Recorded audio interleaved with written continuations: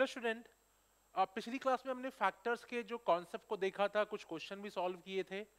आज उसी सीरीज को आगे बढ़ाते हैं और कुछ और क्वेश्चन को देखते हैं। कुछ जो कॉन्सेप्ट बचे हुए लाइक सम ऑफ फैक्टर कैसे निकालते हैं, उन सब चीजों को हम लोग यहाँ पे देखने की कोशिश करते हैं। अब देखो, अभी हम लोग सबसे पहले यहाँ पे एक सम ऑफ फैक्टर वाला कॉन्सेप्ट देख लेते हैं, क्योंकि वो कॉन्सेप्ट भी इंपॉर्टेंट है। अब देखो, जो सम ऑफ फैक्टर होता है, जैसे मान लो अगर मैं एक नंबर ले लूं, n बराबर 2 की पावर 3 इंटू 5 स्क्वायर, ये एक नंबर है। अब हमें क्या कह रहा है, हमें सम ऑफ फैक्टर निकालना, मतलब जितने फैक्टर्स हैं उनका सबका सम निकालना है। तो अब कैसे निकलेगा ये? देखो, अगर मैं इसको तोड़ूं तो ये मैं कैसे लिख सकता हूं? ये मेरा हो सकता है 2 की पावर 0, 2 की पावर 1, 2 स्क्वायर या 2 क्यूब। ये हो सकता है 5 की पावर 0 और 5। देखो, ये करना नहीं हर बार, लेकिन एक बार हम सबसे पहले लॉजिक को समझ रहे होंगे। ठीक है, 5 की पावर 1 एंड 5 की पावर 2। अब अगर आप फैक्टर निकालोगे तो कैसे होगा? इसका इससे गुणा, इसका इससे गुणा, इसका इससे गुणा, ऐसे तो फैक्टर निकाल रहे होंगे। तो अब देखते हैं, सारे फैक्टर ये हो जाएंगे 2 की पावर 0, 5 की पावर 0, 2 की पावर 0, 5 की पावर 1 एंड 2 की पावर 0, 5 की पावर 2। देन 2 की पावर 1, 5 की पावर 0, 2 की पावर 1, 5 की पावर 1, 2 की पावर 1, 5 स्क्वायर। देन 2 स्क्वायर, 5 की पावर 0, 2 स्क्वायर, 5 की पावर 1, 2 स्क्वायर, 5 की पावर 2, और लास्ट वाला जो होगा 2 की पावर 3, 5 की पावर 0, 5 की पावर 1, 5 स्क्वायर। देखो हमने क्या किया, हमने भाई हमें जो फैक्टर कैसे निकालते हैं हमने पिछली क्लास में देखा था। इसको इसको गुणा करेंगे, इसको इसको गुणा करेंगे, इसको इसको करेंगे, देन 2 की पावर 1 में भी वही गुणा कर रहे होते हैं। अगर अब आप ध्यान से देखो यहाँ पे, अगर आप यहाँ पे ध्यान से देखो तो 5 की पावर 0 हर जगह कॉमन है। देखो यहाँ पे 5 की पावर 0 कॉमन, मैं 5 की पावर 0 कॉमन ले लूं, मुझे क्या मिल जाएगा? 2 की पावर 0 प्लस 2 की power 1 plus 2 square plus 2 cube, ये मिल गया। सिमिलरली यहाँ पे 5 की पावर 1 कॉमन है, तो मैं 5 की पावर 1 कॉमन ले लूंगा, मुझे फिर से क्या मिल जाएगा? 2 की पावर 0, 2 की पावर 1, 2 स्क्वायर प्लस 2 क्यूब। यहाँ पे 5 स्क्वायर कॉमन है, मैं 5 स्क्वायर कॉमन ले लूंगा, तो मुझे क्या मिल जाएगा? 2 की पावर 0, 2 की पावर 1, 2 स्क्वायर प्लस 2 क्यूब, यही मिल रहा है मुझे आराम से। अब अगर आप ध्यान से देखो यहाँ पे, तो मैं अगर अब इसको, ये सब जगह पे है, ये आपका सब जगह पे ये वाला पार्ट है, मैं इसको कॉमन ले लूं, 2 की पावर 0 प्लस 2 की power 1 plus 2 square plus 2 cube, और अब क्या बच जाएगा? अंदर बच जाएगा 5 की पावर 0, 5 की पावर 1 प्लस 5 स्क्वायर।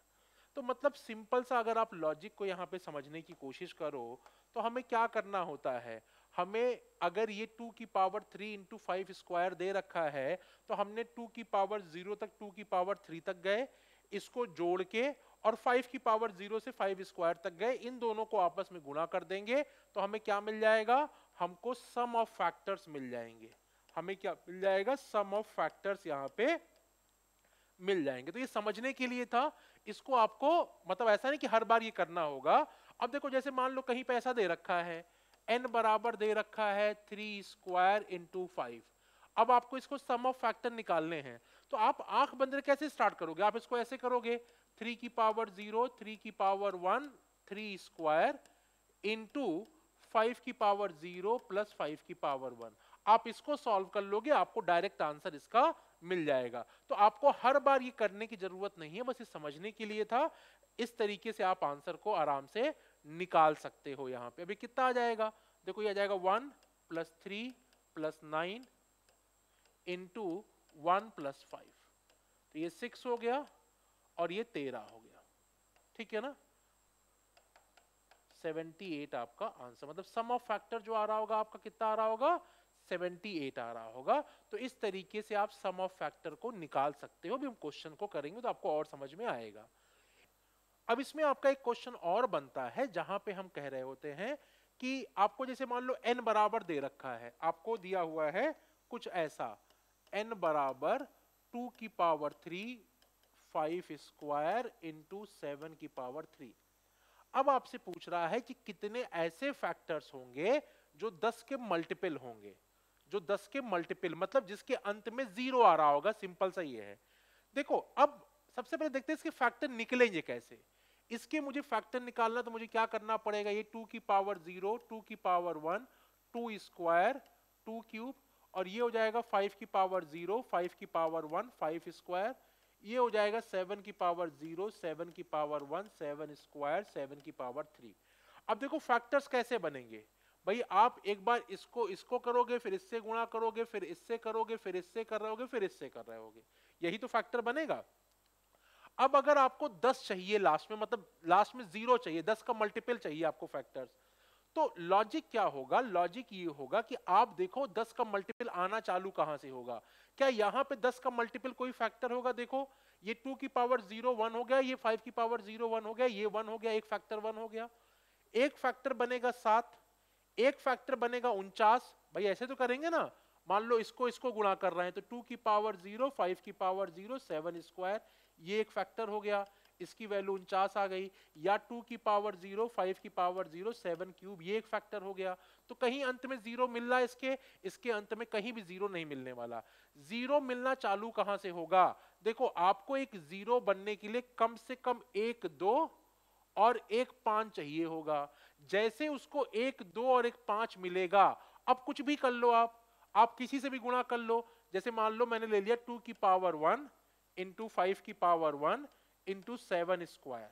अभी क्या हो गया, ये हो गया आपका 10 गुणे 7, सॉरी 49, तो कितना आ गया 490 आ गया। तो 490 10 का मल्टीपल है कि नहीं, ये फैक्टर क्या हुआ 10 का मल्टीपल आ गया कि नहीं आ गया।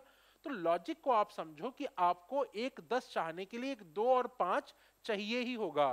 तो आपको जैसे 2 और 5 मिलेगा, अंत में 0 आना चालू हो जाएगा। जैसे कि मान लो अगर आप ये भी ले लो, 2 स्क्वायर ले लो, 2 एक फैक्टर होगा 2 स्क्वायर इंटू 5 की पावर 1 इंटू 7 की पावर 1। तो आप देखो यहां भी आपको क्या बन जाएगा, 4 पंचे 20 गुणे 7 140, इसके भी अंत में 0 आ रहा कि नहीं, ये भी 10 का मल्टीपल हुआ कि नहीं। तो जैसे ही आपको 2 और 5 मिलेगा, अंत में 0 आना चालू हो जाएगा। तो इसको आपको थोड़ा विजुलाइज करना पड़ेगा। अब देखो अगर मुझे इस क्वेश्चन को करना है तो मैं कैसे करूंगा, मैं बोलूंगा भाई मुझे 2 की मिनिमम पावर 1 चाहिए और मैक्सिमम पावर 3 दे रखी है, तो कोई दिक्कत नहीं, मतलब 1 से लेके 3 तक कोई भी वैल्यू हो सकती है। यहां से 2 की पावर 0 नहीं होगा, 2 की पावर 1 2 3 कुछ भी हो जाएगा, मुझे कोई दिक्कत नहीं है। और 5 में क्या चाहिए, 5 पे भी मुझे 1 से लेके 2 तक चाहिए, क्योंकि 0 नहीं ले सकते हैं।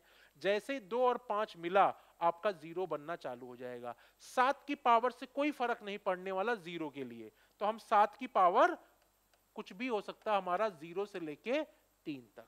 अब पूछा जो है कि कितने ऐसे फैक्टर होंगे जो 10 के मल्टीपल होंगे, तो आप यहां से काउंट कर लो। ये 2 की पावर 0 सॉरी 2 की पावर 1 2 3, यहां पे 3 आ जाएगा। ये 1 2 यहां पे 2 फैक्टर हो जाएंगे, और ये 0 से 3 4 हो जाएगा।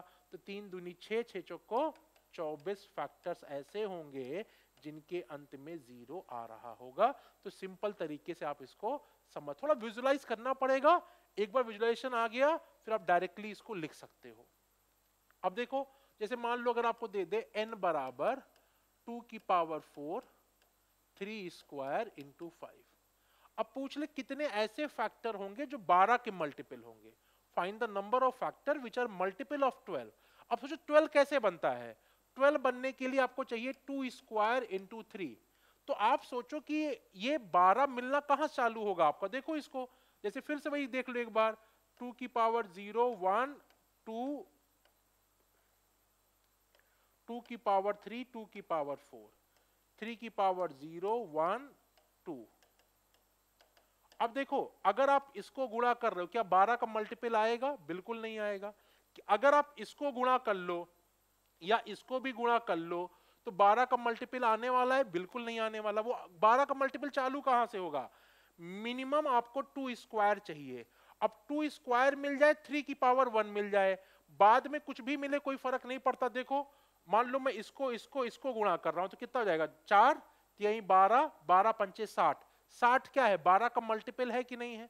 तो लॉजिक क्या है कि आपको 2 की मिनिमम पावर कितनी चाहिए, 2 की मिनिमम पावर 2 चाहिए, और कहां तक जा सकती है 4 तक जा सकती है, इनटू 3 की मिनिमम पावर 1 चाहिए, 2 तक जा सकती है, 5 में कोई फर्क ही नहीं पड़ रहा है आपको, ठीक है। तो ये कितना हो गया 2 3 4, यहां पे ये 3 हो सकते हैं फैक्टर्स, यहाँ पे 2 हो जाएंगे फैक्टर्स, यहाँ भी 2 हो जाएंगे, 3 दूनी 6 दूनी 12, मतलब 12 ऐसे फैक्टर्स आएंगे जो 12 के मल्टीपल होंगे इस वाले केस में। तो आपको बस ये देखना है कि वो जो बोल रहा है कि इसका मल्टीपल है, वो बनाने के लिए आपको क्या चाहिए, फिर वहां से आप देख के आंसर को निकाल सकते हो। तो देखो मोर और लेस कॉन्सेप्ट वाला पार्ट खत्म हो गया है फैक्टर में। अब हम लोग क्वेश्चन की तरफ चलते हैं, क्वेश्चन सॉल्व करने की कोशिश करते हैं।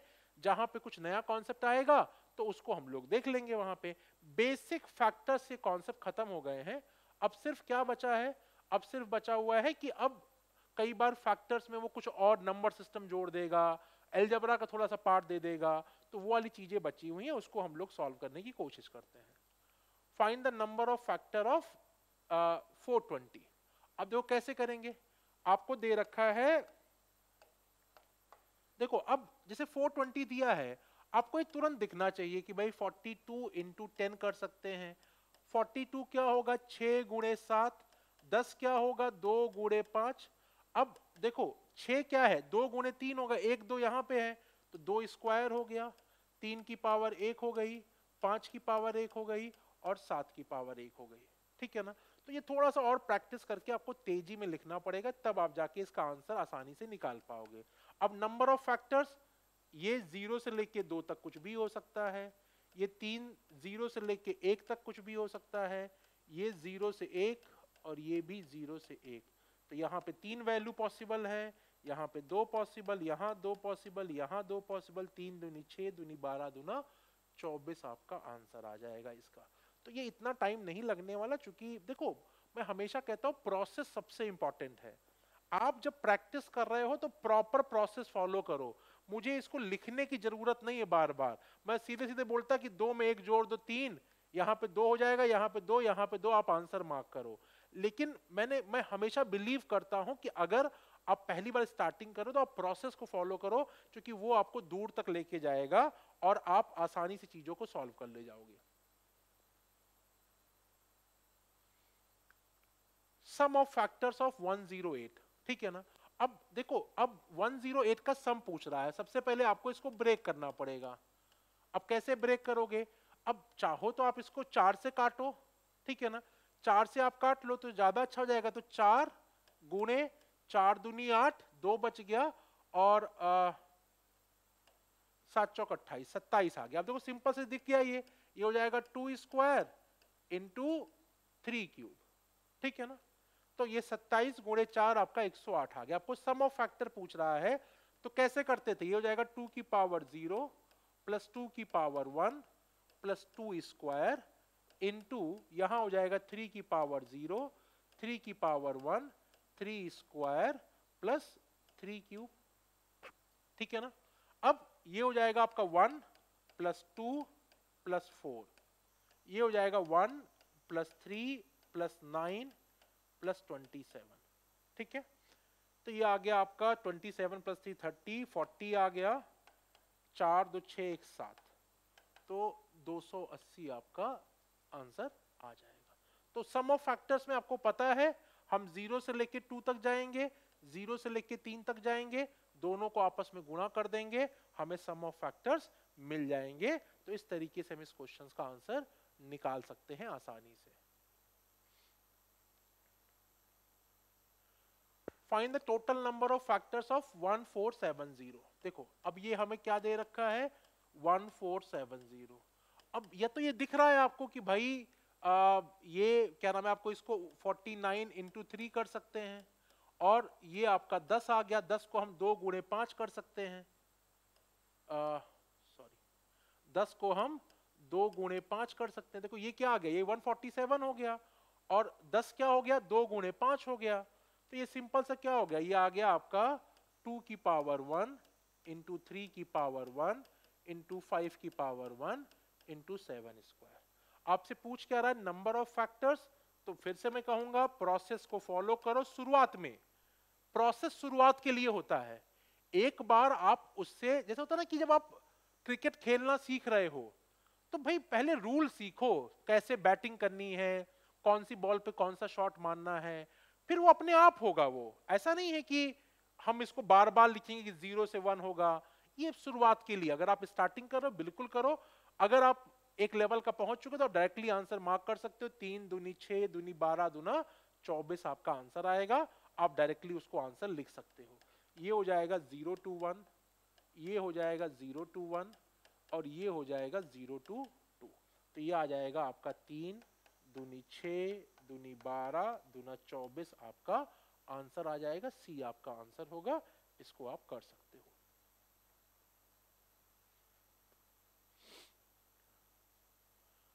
अच्छा, अब ये विषम गुणनखंडों की संख्या पूछ रहा है। हमने ये लास्ट क्लास में देखा था। क्या है आपका 7200। अब देखो ये आपको फैक्टर थोड़ा जल्दी जल्दी दिखने चाहिए, इतनी प्रैक्टिस हो जाए कि फैक्टर्स आपको दिखने चाहिए कि भाई क्या होगा। ये 7200 क्या होता है? ये हो जाएगा 36 गुणे 2। 36 क्या होता है?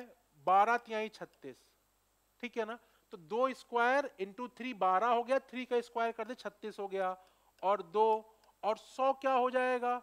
100 भाई इसको चलो पूरा स्टेप फॉलो करते हैं, कहोगे सर जल्दी जल्दी कर दिया।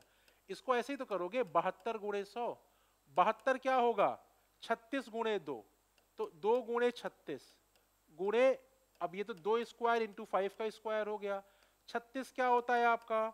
36 सिंपली आपका होता है 2 स्क्वायर इंटू 3 स्क्वायर, और ये 2 स्क्वायर इंटू 5 स्क्वायर, ये कितना हो गया? 2 की पावर 5, 3 स्क्वायर एंड 5 स्क्वायर। अब क्या कह रहा है? विषम गुणनखंडों की संख्या। देखो हमने इसको समझा था कि जब विषम गुणनखंड निकालने हैं तो हम 2 वाली वैल्यू को नहीं, 2 की पावर 0 लेंगे केवल। क्यों 2 की पावर 0 लेंगे? क्योंकि जैसे आप 2 की पावर 1 लोगे, तो हमने बात की थी कि अगर हम कहीं भी इवन गुणे ऑड करते हैं तो हमें क्या मिल जाता है? हमें इवन मिल जाता है।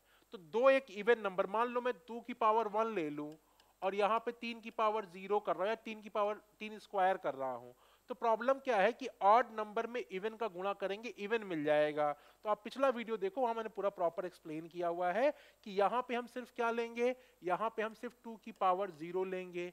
3 की पावर में कोई फर्क नहीं पड़ता, 0 से 2 कुछ भी हो सकता है, और 5 की पावर भी 0 से 2 हो सकती है।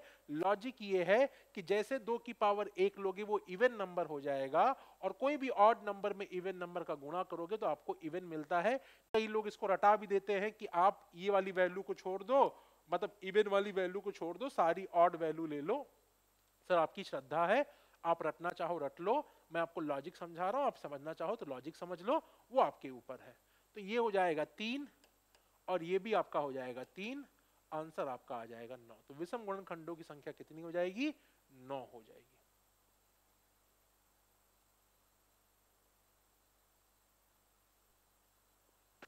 अब समगुणनखंडों की संख्या, तो 10500। अब इसको कैसे लिखोगे?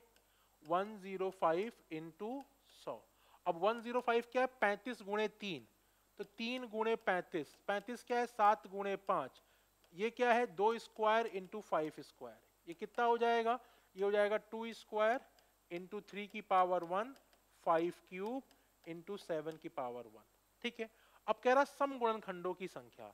तो आप देखो समगुणनखंड में क्या दिक्कत है, क्या दिक्कत होती थी कि हम यहाँ पे 2 की पावर 0, देखो ये तीनों का जब गुणा होगा तो ये भी ऑड है, ये भी ऑड है, ये भी ऑड है, तो हमको एक ऑड ही नंबर मिलेगा।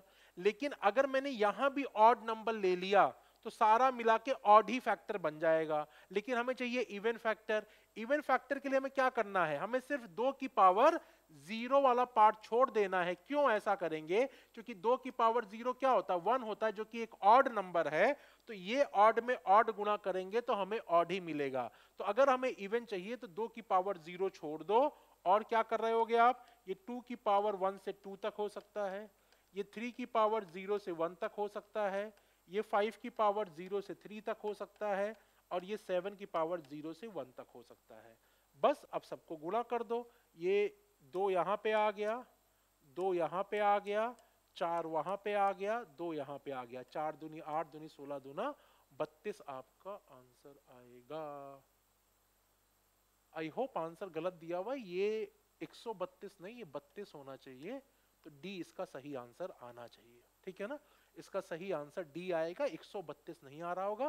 वो बाई मिस्टेक मुझे लगता है मिसप्रिंट है, या जिसने भी टाइप किया होगा उसने वहां पे गलती से लगा दिया होगा। लॉजिक समझो, कैलकुलेशन आप चेक कर लेना, ठीक है ना। लॉजिक क्या है, बस 2 की पावर 0 नहीं लेंगे, क्यों नहीं लेंगे वो बताया मैंने, ये सारे ऑड नंबर हैं, अगर ये भी ऑड हो गया तो मामला गड़बड़ है। मामले को सही कैसे होगा कि यहां पे हमको इसको इवन करना पड़ेगा, तो आंसर आ जाएगा, सही आंसर डी 32 होगा, वो 132 गलत लिखा हुआ है। अब ये क्वेश्चन आप कर लोगे, ठीक है ना, कि अब ये 196 क्या दिख रहा है, 14 का स्क्वायर दिख रहा है, तो ये सिंपली क्या हो जाएगा, अब ये थोड़ा मतलब वही कैलकुलेशन वाला पार्ट है। n की वैल्यू क्या है 19600, ये क्या हो गया आपका, ये आपका हो जाएगा 14 का स्क्वायर गुणे 100। अब 14 क्या होता है 7 गुणे 2 और उसका भी स्क्वायर है, तो 2 का स्क्वायर गुणे 7 का स्क्वायर गुणे 2 का स्क्वायर गुणे 5 का स्क्वायर, तो 2 की power 4 into 5 square into 7 square. अभी कैलकुलेशन बचा बस, ठीक है ना, यहां पे सिर्फ और सिर्फ कैलकुलेशन वाला पार्ट बच रहा है।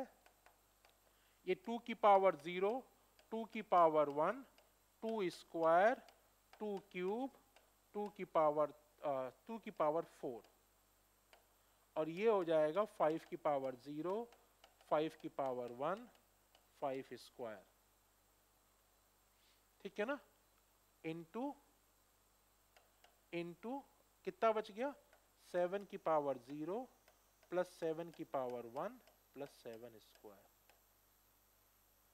ठीक है। अब बस आपको इसको सबको गुणा करना है। अभी कितना हो जाएगा आपका 25, 5 30 और 1 31, ये हो जाएगा 16 प्लस 8 24, 24 और 4 28, 28 और 2 30 और 1 31, और ये हो जाएगा आपका 7 7 49, 49 1 50 इंटू 57, ठीक है। 57 इंटू 31, आप इसको गुणा करके देख लेना, आपको आंसर यहाँ पे मिल जाएगा आसानी से, ठीक है ना। तो ये आपका बस यहाँ पे आपको गुणा करने वाला पार्ट बचा हुआ है, वो आप देख लेना। अब देखो यहाँ पे आप इसको ऐसे भी देख सकते हो कि जैसे देखो ये क्या करना है, मुझे गुणा नहीं करना पड़ेगा। 31 का स्क्वायर कितना होता है 961 होता है। अब ये आपको वैल्यू याद होनी चाहिए, पता होना चाहिए। अब 961 है, यहाँ 57 है, तो इसको ऐसे भी देख सकते हो कि ये 60 के करीब है वैल्यू, ये 60 के करीब है, ये 9 है, तो अगर मैं करूंगा 6 9 54, मतलब अगर मैं इसको यहाँ पे 60 ले लूं और यहाँ पे 961 ही रहने दूं, तो ये वैल्यू क्या होगी भाई, आपका 6 9 54, 54,000 के आसपास कुछ वैल्यू आपकी आनी चाहिए। तो एक ही ऑप्शन है जो 54,000 के आसपास है, वो बी है, तो वो आपका सही आंसर होगा। अगर मान लो भाई होता कि नहीं निकालना एग्जैक्ट 2-3 ऑप्शन आ गए, तो आप गुणा करके इसको निकाल सकते हो, उसमें कोई बहुत डिफिकल्टी वाला टास्क नहीं है। लेकिन हाँ थोड़ा सा भाई गुणा करने में आपको टाइम तो जाएगा ही जाएगा, या कॉमन सेंस आप लगाओगे तो तुरंत आपको आंसर मिल जाएगा।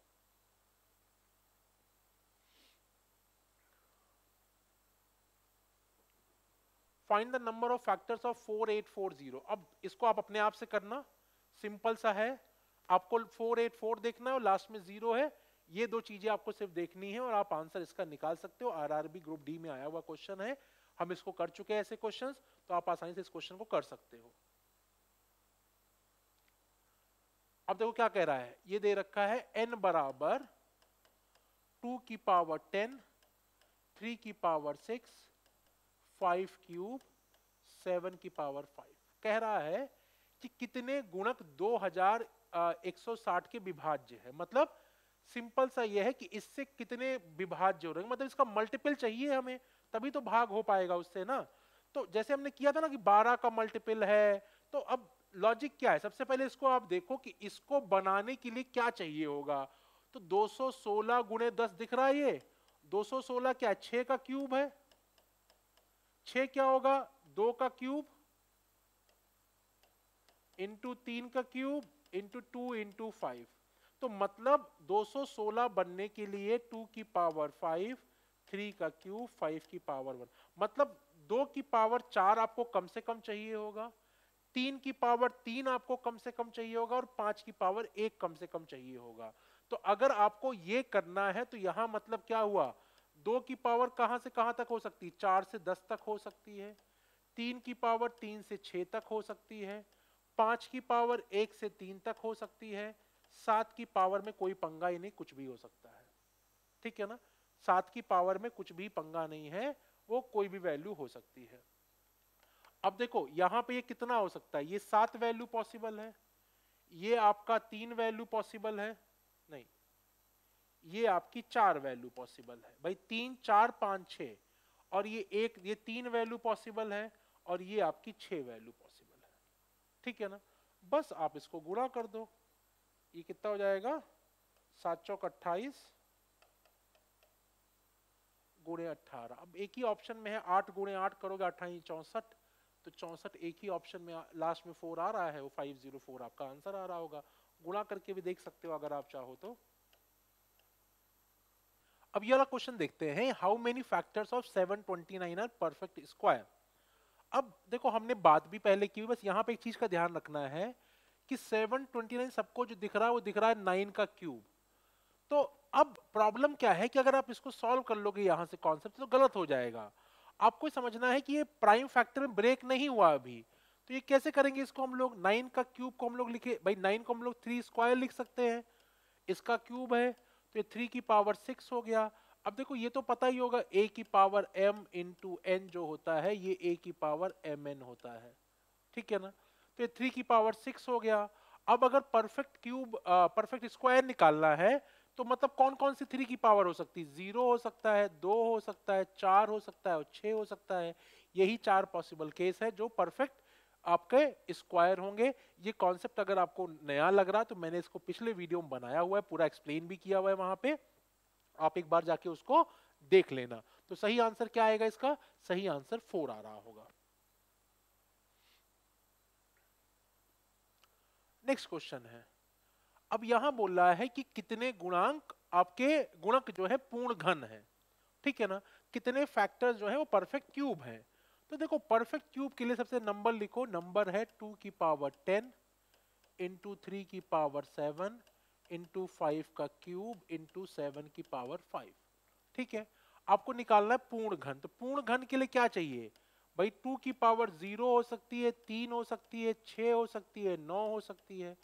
थोड़ा सा विजुअलाइजेशन, कॉन्सेप्ट की अंडरस्टैंडिंग और क्वेश्चन डन। बहुत डिफिकल्ट नहीं है क्वेश्चन, लेकिन वही है कि आपको कॉन्सेप्ट की अंडरस्टैंडिंग हो, थोड़ा सा विजुअलाइजेशन हो, तो इतना लिखने की जरूरत भी नहीं है। आप सिर्फ देख के बस यहाँ पे इस स्टेप से इस स्टेप पे आ सकते हो कि यहाँ पे 0 3 6 9 4 पॉसिबल केस है, यहाँ पे 0 3 6 3 पॉसिबल केस है, यहाँ पे 0 3 2 पॉसिबल केस है, और यहाँ भी 2 पॉसिबल केस है। तो 12 4 3 12 दूना 24 दूना 48 इसका सही आंसर आएगा। तो इस कॉन्सेप्ट को आप देखो प्रॉपर और आप इसका आंसर डायरेक्टली निकाल सकते हो।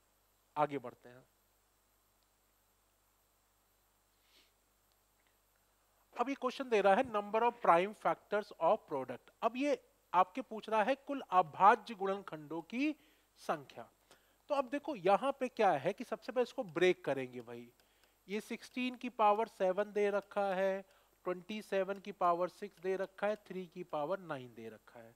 तो सबसे पहले देखो ये 2 की पावर 4 हो गया इंटू 7, ये आपका 3 का क्यूब हो गया इंटू 6 इंटू 3 की पावर 9, ये 7 चौक 28, 2 की पावर 28, 3 की पावर 6 3 18 और 3 की पावर 9।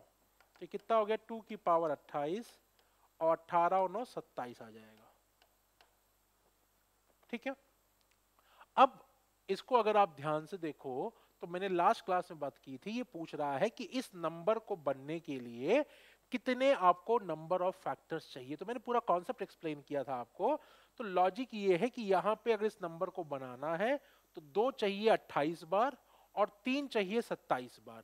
और यहाँ पे वो यूनिक नंबर नहीं पूछ रहा है, ये नहीं कह रहा कि रिपीटिशन नहीं हो रहा है, वो कह रहा है कि कितने अभाज्य गुणनखंड, मतलब रिपीटिशन भी पॉसिबल है। तो 2 28 बार चाहिए होगा और 3 आपको 27 बार चाहिए होगा।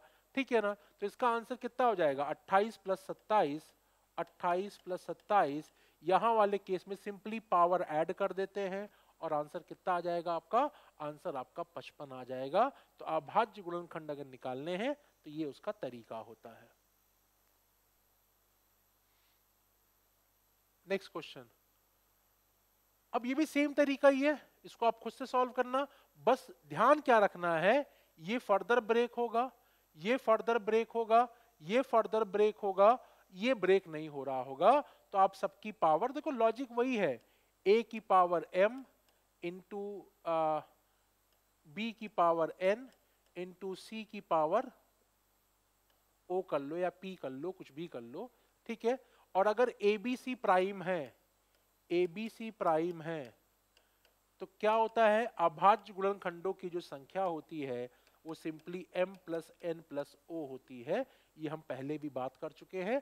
तो आपको बस सिर्फ इसको प्राइम फैक्टर में ब्रेक करना पड़ेगा पहले, तभी ये पॉसिबल है। अदरवाइज ये क्वेश्चन आप गलत कर जाओगे और वो आंसर आपका गलत आएगा। तो पहले इसको ब्रेक कर लो, फिर आप आंसर निकाल के इसका मुझे कमेंट बॉक्स में जरूर बता रहे होगे कि सही आंसर क्या आएगा। अब देखो यूपीएसआई में आया हुआ है find the number of divisor in 250, ठीक है ना। तो मतलब कौन कौन से नंबर हैं जो इसको डिवाइड कर सकते हैं। तो ये सिंपली आपका फैक्टर ही तो पूछ रहा है। भाई फैक्टर वो सारे नंबर होते हैं, किसी नंबर का फैक्टर मान लो 10 का फैक्टर 2 है, तो इसका मतलब क्या हुआ, 2 10 को डिवाइड कर रहा होगा। तो आपसे पूछ रहा कौन कौन से ऐसे नंबर हैं जो 250 को डिवाइड कर रहे होंगे, मतलब 250 का फैक्टर पूछ रहा है। अब ये तो आसानी से निकल जाएगा, नंबर ऑफ फैक्टर्स आपको निकालने हैं। तो ये क्या हो जाएगा, ये 25 गुणे 10, 25 हो गया 5 का स्क्वायर, 5 गुणे 2, तो ये सिंपली आ गया 2 की पावर 1 5 क्यूब। ये 0 से 1 हो सकता है, मतलब 2 वैल्यू पॉसिबल है, 0 से 3 मतलब 4 वैल्यू पॉसिबल है। आंसर आपका 8 आ जाएगा, ठीक है ना। आंसर आपका 8 आ जाएगा। तो ये नंबर ऑफ फैक्टर ही आपसे पूछ रहा है, लैंग्वेज अलग दे दिया, ठीक है ना। नंबर ऑफ डिवाइजर पूछ रहा है, मतलब कौन कौन से ऐसे नंबर हैं जो 250 को भाग कर रहे होंगे। तो आप इसका आसानी से आंसर निकाल सकते हो। Find the number of factors of 529 52,900। तो मुझे 529 दिखा, 23 का स्क्वायर, ठीक है ना। तो ये भी तो निकल ही जाएगा, आराम से आप कर सकते हो इसको। भाई क्या है, n बराबर 529 इंटू 00, ये हो गया 23 का square into 2 square into 5 square. Number of factor पूछ रहा है, यहाँ पे 3 वैल्यू पॉसिबल है, 0 से 2, यहाँ भी 3, यहाँ भी 3, 3 त्रिक का 9 त्रिक 27 आपका आंसर आएगा। तो आपको बस ये 529 जो है 23 का स्क्वायर दिखना चाहिए। उसके लिए आपसे कहा भी गया है कि आप कम से कम 30 या 40 तक का स्क्वायर आपको याद होना चाहिए।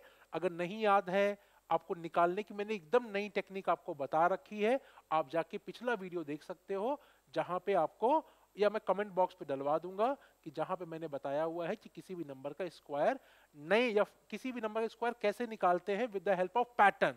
वो एकदम नया तरीका है, तो आप उस पैटर्न की हेल्प से स्क्वायर को वहां पे निकाल सकते हो। Find the sum of odd factor, ठीक है ना।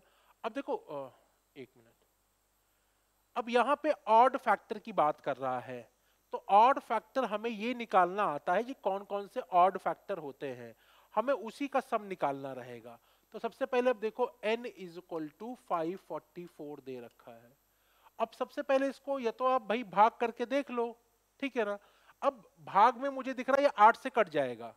8 का डिविजिबिलिटी रूल मैंने आपको बताया हुआ है, अगर नंबर ऐसे दे रखा है ABC, ये अगर इवन नंबर है तो आप सिंपली इसको भाग दे दो, अगर ये डिविजिबल है तो 8 से डिविजिबल होगा।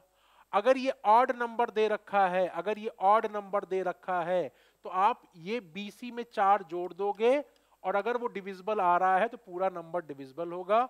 44 में 4 जोड़ा 48 आ गया, 48 8 से डिविजिबल, मतलब ये नंबर 8 से डिविजिबल हो जाएगा। तो सिंपल से अगर 8 से डिविजिबल तो मतलब 2 की पावर 3 इंटू 8 से डिवाइड करो, कितना बचेगा, 8 छंग 48, 6 बच गया, 8 9 64, 68 आ गया, ठीक है ना। अब फिर से इसको ब्रेक करो आप, 2 की पावर 3 इंटू, अभी 2 से ब्रेक हो जाएगा, 4 से कट जाएगा क्या, बिल्कुल कट जाएगा 4 से, तो ये हो जाएगा 2 स्क्वायर, 4 से काटेंगे 4 1 कम 4, और 4 सत्ते 7 चौक 28, ठीक है ना। तो अब ये सिंपली क्या आ गया, 2 की पावर 5 इंटू 17 आ गया, ये आपका इसका फैक्टर हो गया। अब कह रहा है कि ऑड फैक्टर का सम निकालो। देखो आपको पता है ऑड फैक्टर में हम कौन सी वैल्यू लेते हैं। अब मैंने आपको बताया था कि ये जो होता है आपका, जैसे ही कोई आप ऑड नंबर को इवन नंबर से गुणा करोगे वो आपका इवन फैक्टर बन जाएगा। तो ऑड फैक्टर बनाने के लिए हम सिर्फ 2 की पावर 0 लेते हैं, और 17 की पावर क्या हो जाएगी, 17 की पावर 0 प्लस 17 की पावर 1 हो जाएगी। ठीक है ना। तो अब कैसे निकालेंगे इसको, ये 2 की पावर 0 आपका 1 आ गया, इनटू ये आपका 18 आ गया। सही आंसर क्या आ जाएगा आपका, सही आंसर 18 आ जाएगा। लॉजिक बस समझो कि जब ऑड निकालना है तो 2 की पावर सिर्फ 0 आएगी, जैसे हम सम ऑफ फैक्टर निकालते थे वैसे ही हम सम ऑफ फैक्टर निकालेंगे। देखो इसको आप ऐसे भी समझ सकते हो, अगर ये सारे फैक्टर्स क्या होंगे, ये सारे फैक्टर जो हो रहे होंगे वो ऑड फैक्टर हो रहे होंगे। ठीक है ना। तो अगर इसका सम निकालना है तो कैसे निकालेंगे भाई, 2 की पावर 0 कर देंगे, 17 की पावर 1 और 17 की पावर 0। 0 पहले आएगा 1 बाद में आएगा, उससे कोई फर्क नहीं पड़ना है। तो ये तरीका होगा इसका। ठीक है ना। तो इस तरीके से आप आंसर निकालोगे, आंसर आपका 18 आ रहा होगा।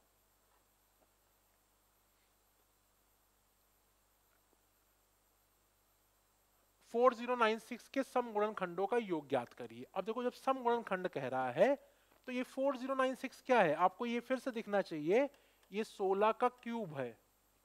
ठीक है ना। ये आपका 16 का क्यूब है, ये आपको पता होना चाहिए। क्यूब भी आपको कम से कम 20 तक याद होना चाहिए। अब अगर ये 16 का क्यूब है तो 16 क्या हो गया आपका, ये आपका हो गया 2 की पावर 4 और उसका क्यूब, तो ये 2 की पावर 12 आ गया, 2 की पावर 12 आ गया। ठीक है ना। मतलब ये जो वैल्यू है आपकी वो n बराबर कितना है, n बराबर आपको दे रखा है 2 की पावर 12। n बराबर कितना दे रखा है, n बराबर दे रखा है 2 की पावर 12। अब आपसे कह रहा है कि इनके सम गुणनखंडों का योग ज्ञात करो। तो इसमें केवल एक ही संख्या होगी जो विषम गुणनखंड होगा, विषम आपका फैक्टर होगा, 2 की पावर 0। तो मतलब ये 2 की पावर 1 से लेके 12 तक कोई भी वैल्यू हो सकती है, क्योंकि 2 की पावर 0 क्या होगा, 1 होगा, जो कि आपका एक ऑड फैक्टर हो जाएगा। लेकिन हमें निकालना क्या है, हमें सिर्फ इवन फैक्टर का योग निकालना है। अब इसका योग कैसे निकलेगा, 2 की पावर 1, 2 स्क्वायर, 2 की पावर 3, 2 की पावर 4, 2 की पावर 5, 6, 7, 8, 9, 10, 11, 12। कुछ और कर सकते हैं क्या, देखो एक तो है कि आप सबकी वैल्यू निकाल लो, लेकिन कुछ और कर सकते हैं क्या हम लोग यहाँ पे,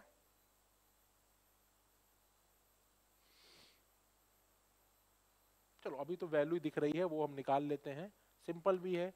ये 2 आ गया प्लस 4 प्लस 8, 16, 32, 64, 128, 256, 512, 1024, जो 1048 और 4096। ठीक है ना। अंतिम संख्या से बात बन सकती है अगर देखा जाए तो, यहां दोनों सेम है लेकिन काफी दूरी है, तो एक अंदाजा मारा जा सकता है कि सही आंसर क्या आ सकता है। अंतिम संख्या अगर देखी जाए तो क्या पॉसिबल है देखते हैं। देखो 6 4 10 8 18, 18 और 2 20 हो गया, 20 और 6 26, 26 और 8 34, 34 4 38, 38 2 40, 46, 46 और 8 54, 54 और 4 58, 2 0, लास्ट में 0 आना चाहिए, एक ही ऑप्शन है लास्ट में 0 आएगा, जिसका आंसर आपका 8190 आ रहा होगा। ठीक है ना। तो या तो जोड़ लो भाई इसको, और या तो कॉमन सेंस लगा के आप इसका आंसर निकाल सकते हो। मैंने सिर्फ अंतिम संख्या देखी, अंतिम संख्या आपकी 0 आ रही है, एक ही पॉसिबल केस है जो कि आपका बी है। अदरवाइज आप इस वैल्यू को जोड़ के भी आंसर निकाल सकते हो, कोई ऐसा डिफिकल्ट टास्क नहीं है। एक क्वेश्चन ये देखते हैं कि find the sum of even factor of 96 and odd factors of 3600। अब देखो कोई भी एक पहले निकालो, पहले हम n इज इक्वल टू 3600 ले लेते हैं। ये कितना हो गया, 36 गुणे 100। 36 क्या होता है आपका 2 का स्क्वायर, 3 का स्क्वायर, 100 होता है 2 का स्क्वायर, 5 का स्क्वायर। ये आ गया 2 की पावर 4, 2 की पावर 4, ये हो गया 3 स्क्वायर, ये हो गया 5 स्क्वायर। ठीक है, अब आपसे कह रहा है कि इसके विषम गुणनखंडों का योग। अगर विषम गुणनखंडों का योग निकालना है तो भैया हमें 2 की पावर 0 सिर्फ लेंगे यहाँ पे, और यहाँ पे 3 की पावर 0 से 2 कुछ भी हो सकता है, तो 3 की पावर 0 हो सकता है, 1 हो सकता है, 3 स्क्वायर हो सकता है, और 5 की पावर भी 0 हो सकता है, 5 की पावर 1 हो सकता है, प्लस 5 स्क्वायर हो सकता है। ये वैल्यू 1 हो गई, ये 3 तिरिक का 9, 9 और प्लस 1 10, ये 13 आ गया, और ये आपका आ जाएगा 25, 5 30 और 1 31। ठीक है ना। अब 13 को आप 31 बार जोड़ो, 13 को 30 बार जोड़ोगे 390 आएगा, 13 को आप एक बार और जोड़ दोगे तो आपका 403 आ जाएगा। तो इसकी वैल्यू कितनी आ रही होगी, ये आपकी 403 आ रही होगी। हमने क्या किया, 13 को 31 से गुणा करना है, तो 13 को 31 से गुणा करने का मतलब सिंपल एडिशन होता है। तो आप या तो 13 को 31 बार जोड़ दो, या तो 31 को आप 13 बार जोड़ दो, जो कि 403 वैल्यू आ रही है। तो ये विषम गुणनखंडों का आपका योग आ गया। अब 96 के सम गुणनखंडों का योग निकालना है, तो ये कितना हो गया आपका 96। 96 क्या दिख रहा है, 16 छंगा 96, तो 16 हो गया 2 की पावर 4, 6 हो गया 2 इंटू 3, तो ये आ गया 2 की पावर 5 इंटू 3, 32 गुणे 3 भी कर देंगे तब भी 96 मिल जाएगा।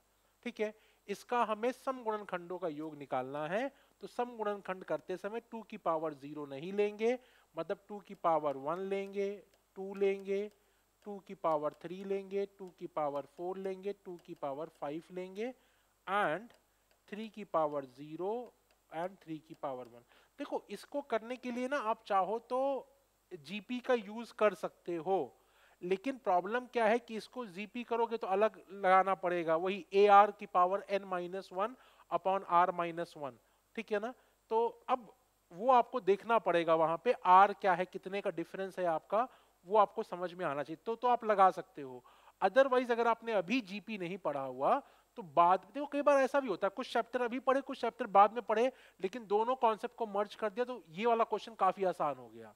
तो वो बाद में कभी बात कर लेंगे, लेकिन अभी हम इसको प्रॉपर तरीके से सॉल्व कर लेते हैं। तो ये कितना आ जाएगा, ये आ जाएगा 1 प्लस 2, 2 की पावर 1 था तो 1 नहीं आएगा, ये 2 आएगा, प्लस 4 आएगा, प्लस 8 आ रहा होगा, 16 होगा और 32 होगा, और यहाँ पे कितना आ रहा होगा, 3 की पावर 1 3 और ये 4 आ रहा होगा, इस 32। अब इसको जोड़ लेते हैं, 16 4 20, 8 2 10, 30 हो गया, 30 और प्लस 32 आपका आ गया 62। 62 गुणे 4, 4 दूनी 8, 6 चौक को 24, ये 248 आ गया, वो 403 आ गया। पूछ क्या रहा है, योग ज्ञात करने को बोल रहा है, तो अब सिंपली हम क्या करेंगे, 403 एंड 248 को जोड़ देंगे, 8 3 11 के एक ही ऑप्शन में एक दे रखा, वही आपका आंसर होगा, जोड़ भी सकते हो आप, 651 आपका आंसर आ जाएगा। ठीक है ना, तो डिफिकल्ट नहीं था, सिंपल है, बस थोड़ा सा काम करा, लेबर वाला काम है। देखो कुछ क्वेश्चन क्या होते हैं, वो राजा टाइप के होते हैं जहां पे कॉन्सेप्ट लग रहा होता है, और कुछ क्वेश्चन ऐसे होते हैं जो लेबर गिरी कराते हैं। ठीक है ना, तो ये लेबर वाला काम है कि आपको लेबर करना पड़ेगा, तभी आप इसका आंसर निकाल पाओगे। सही आंसर आपका 651 आएगा, जोड़ने में भी वही मिल रहा होगा आपको। देखो हम लोग जब कहते हैं ना कि सिर्फ लास्ट डिजिट देख के आंसर निकाल दिया, ये सब प्रैक्टिस की बात है, सुन के नहीं होगा। आप सोचो कि डायरेक्टली जाके एग्जाम में करेंगे तब भी नहीं होगा, आपको वो हर क्वेश्चन में प्रैक्टिस करनी पड़ेगी, तभी वो चीज पॉसिबल है, अदरवाइज वो चीज पॉसिबल नहीं हो पाएगी। अब कह रहा है कि 2400 के गुणनखंडों की संख्या इस प्रकार ज्ञात कीजिए, गुणनखंड 15 से विभाज्य हो, मतलब 15 का मल्टीपल होना चाहिए। अब 24 क्या है आपका, 8 3 24, तो 2 क्यूब, अब मैं जल्दी जल्दी लिख रहा हूं, आप इसे समझ सकते हो। 100 आपका हो जाएगा 2 स्क्वायर इंटू 5 का स्क्वायर, ये हो गया 24 गुणे 100, तो ये आ गया 2 की पावर 5, 3 इंटू 5 स्क्वायर। अब आपको अगर 15 से 15 का गुणज चाहिए, 15 से भाग तभी हो पाएगा जब नंबर 15 का गुणज होगा, लाइक 30। 30 15 से भाग इसलिए हो रहा है क्योंकि 15 का गुणज है, तो 15 गुणज करने के लिए आपको क्या चाहिए, एक 3 और एक 5 चाहिए। तो मतलब 2 की पावर 0 से लेके 5 तक कुछ भी हो सकती, कोई फर्क नहीं पड़ेगा। 3 की पावर आपको कम से कम 1 चाहिए, और 5 की पावर 1 से 2 हो सकती है, ये 0 नहीं हो सकता, ये 0 नहीं हो सकता। ये आपको अगर आप विजुलाइज कर पा रहे हो तो आपको अब समझ में आना चाहिए। तो ये 6 वैल्यू यहाँ पॉसिबल है, यहाँ पे 1 वैल्यू पॉसिबल है और यहाँ पे 2 वैल्यू पॉसिबल है। तो सही आंसर क्या आ जाएगा आपका? सही आंसर आपका 12 आ जाएगा। इसका डिफिकल्ट क्वेश्चन नहीं है, आसान है, बस आपको कॉन्सेप्ट क्लियर होने चाहिए। नेक्स्ट क्वेश्चन देखते हैं। ओके, ये क्वेश्चन देखते हैं। दो अभाज्य संख्याएं पी क्यू हैं, पी और क्यू की न्यूनतम कितने गुणनखंड हो सकते हैं? अब देखो, अगर n बराबर p इंटू क्यू दे रखा है, ठीक है, तो अब ये अभाज्य गुणनखंड है, तो अब मतलब p की पावर 1 q की पावर 1 तो मिनिमम दे ही रखा है हमको। तो अब इसका लॉजिक क्या हुआ? देखो, अगर मैं इसको 1 1 मान लूं यहाँ पे, तो क्या हो जाएगा? यहाँ पे अगर न्यूनतम चाहिए तो भाई पावर 1 1 कर दिया मैंने। इसके 2 फैक्टर पॉसिबल है, इसके भी 2 फैक्टर पॉसिबल हैं, मतलब टोटल 4 फैक्टर पॉसिबल है। देखो भाई, यही तो होगा ना, p की पावर 0, p की पावर 1, q की पावर 0, q की पावर 1। एक तो ये बन जाएगा, दूसरा ये बनेगा, तीसरा ये, चौथा ये। टोटल मिनिमम 4 आपके फैक्टर्स पॉसिबल है। लेकिन यहाँ पे एक ट्विस्ट है। ट्विस्ट क्या लग रहा है मुझे कि देखो, इसने ये नहीं बोला हुआ है कि p और q बराबर है या अलग अलग है।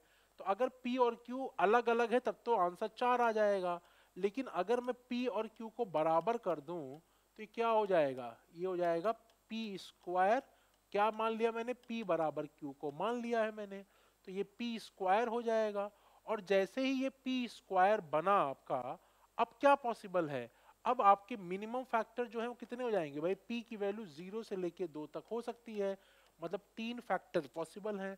तो टेक्निकली अगर मैं देखूं तो इस क्वेश्चन का आंसर 3 आना चाहिए, क्योंकि कुछ नहीं दे रखा हमको कि p और q बराबर है या अलग अलग है। तो सही आंसर क्या आएगा? सही आंसर इसका 3 आना चाहिए।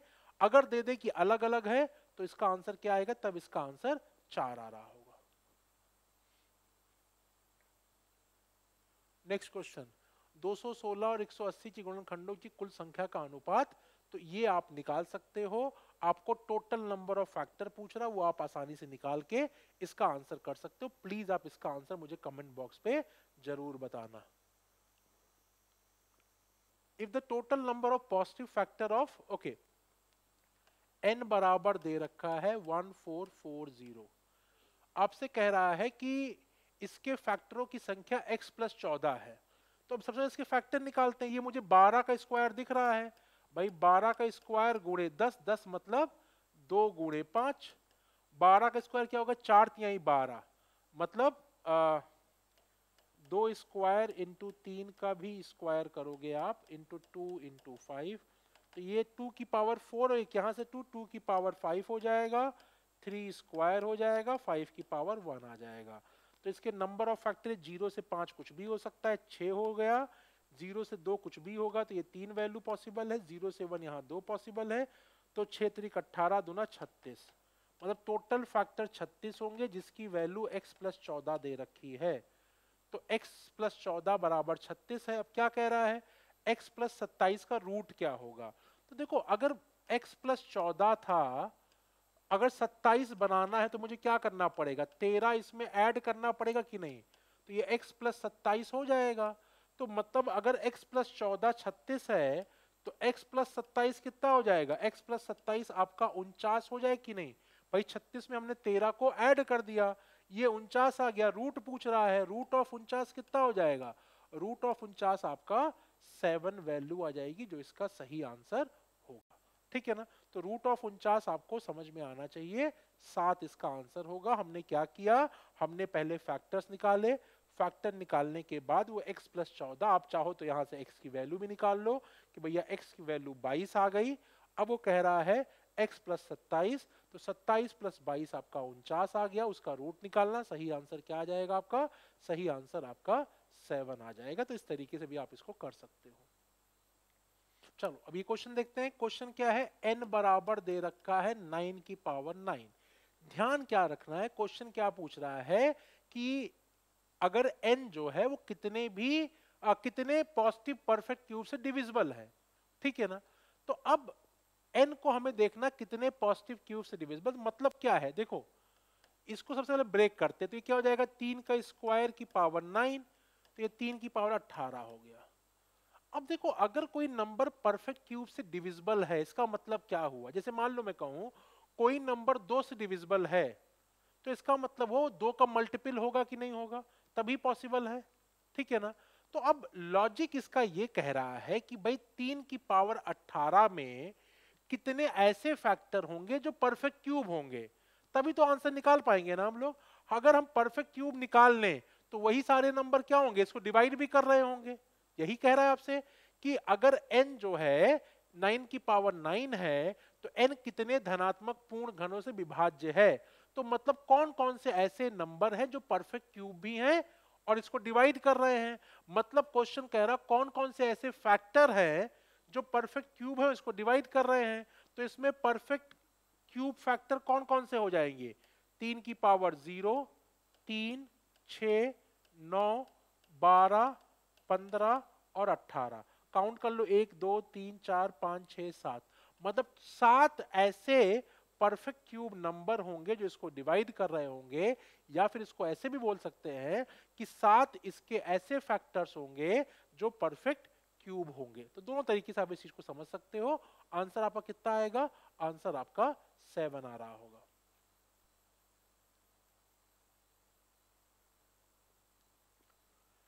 यदि 3 अंकों की संख्या एबीसी में 3 गुणनखंड है तो 6 अंकों की संख्या, अभी बहुत अच्छा बहुत प्यारा क्वेश्चन है आपका, ठीक है ना। इस क्वेश्चन को देखते हैं हम लोग। क्वेश्चन दे रखा है n बराबर एबीसी, इसके 3 गुणनखंड हैं। अब थोड़ा दिमाग लगाओ, 3 गुणनखंड होने की पॉसिबिलिटी क्या क्या है। अब एक तो पॉसिबल केस ये बन रहा है कि भैया वो नंबर जो होगा परफेक्ट स्क्वायर होगा। जैसे मान लो अगर मैं 11 का स्क्वायर कर दूं, 13 का स्क्वायर कर दूं, 17 का स्क्वायर कर दूं, ठीक है ना, तो ये नंबर क्या हो जाएंगे, इस नंबर का जो फैक्टर्स होंगे वो कितने हो जाएंगे, वो आपके 3 फैक्टर हो जाएंगे कि नहीं। मान लो एबीसी या 169 हो गया। अब 169 अगर मैंने किया तो ये क्या होगा, 13 का स्क्वायर, इसके फैक्टर्स कितने होंगे, इसके फैक्टर 3 हो जाएंगे, ठीक है ना। देखो और कोई आप नंबर नहीं ले सकते। जैसे फॉर एग्जांपल अगर मैं आपसे कहूं कि आप 12 का स्क्वायर, आपके दिमाग में आएगा ना कि सर 12 का स्क्वायर क्यों नहीं लिया।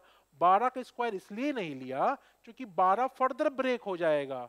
तब आपके भाई 12 क्या लिखोगे, 4 तिहाई 12, मतलब 2 स्क्वायर इंटू 3 और पूरे का स्क्वायर, तो ये 2 की पावर 4 और 3 का स्क्वायर हो गया। अब नंबर ऑफ फैक्टर 3 नहीं रहेंगे। तो जो भी ये एबीसी नंबर है अगर 3 फैक्टर है तो एक ही केस पॉसिबल है कि वो किसी प्राइम नंबर का स्क्वायर हो, तभी ये पॉसिबल है, अदरवाइज पॉसिबल नहीं होगा, ठीक है ना। तो मतलब अगर इसके 3 फैक्टर हैं, अब पूछ रहा है वो एबीसी एबीसी। अब देखो फिर से वही सारा पॉसिबिलिटी का गेम ही देखते हैं हम लोग।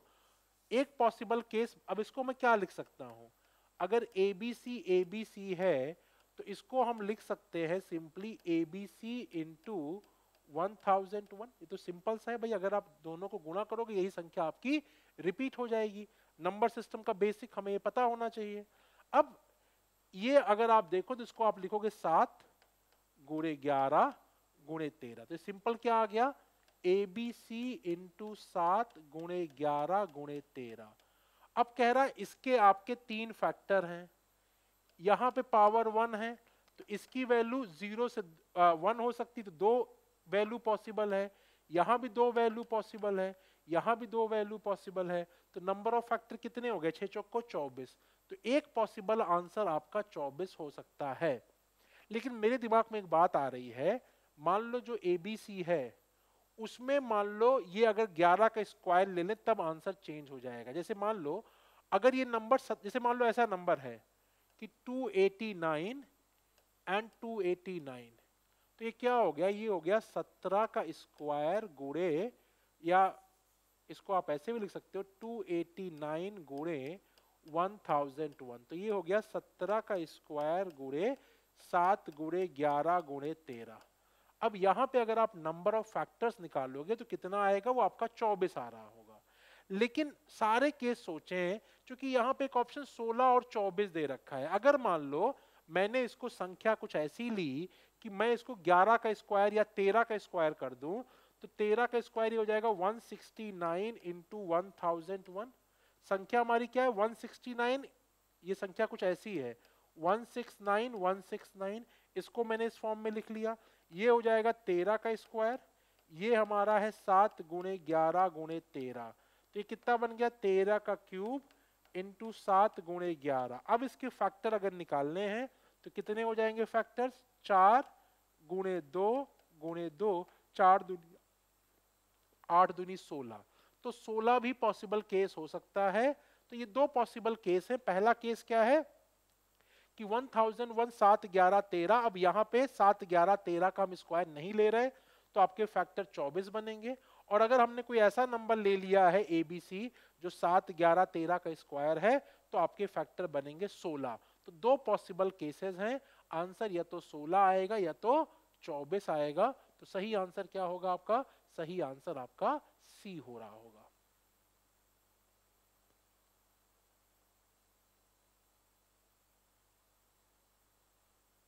हिंदी में कुछ मिस्टेक लग रही है मुझे, किसी संख्या n के गुणनखंड नहीं।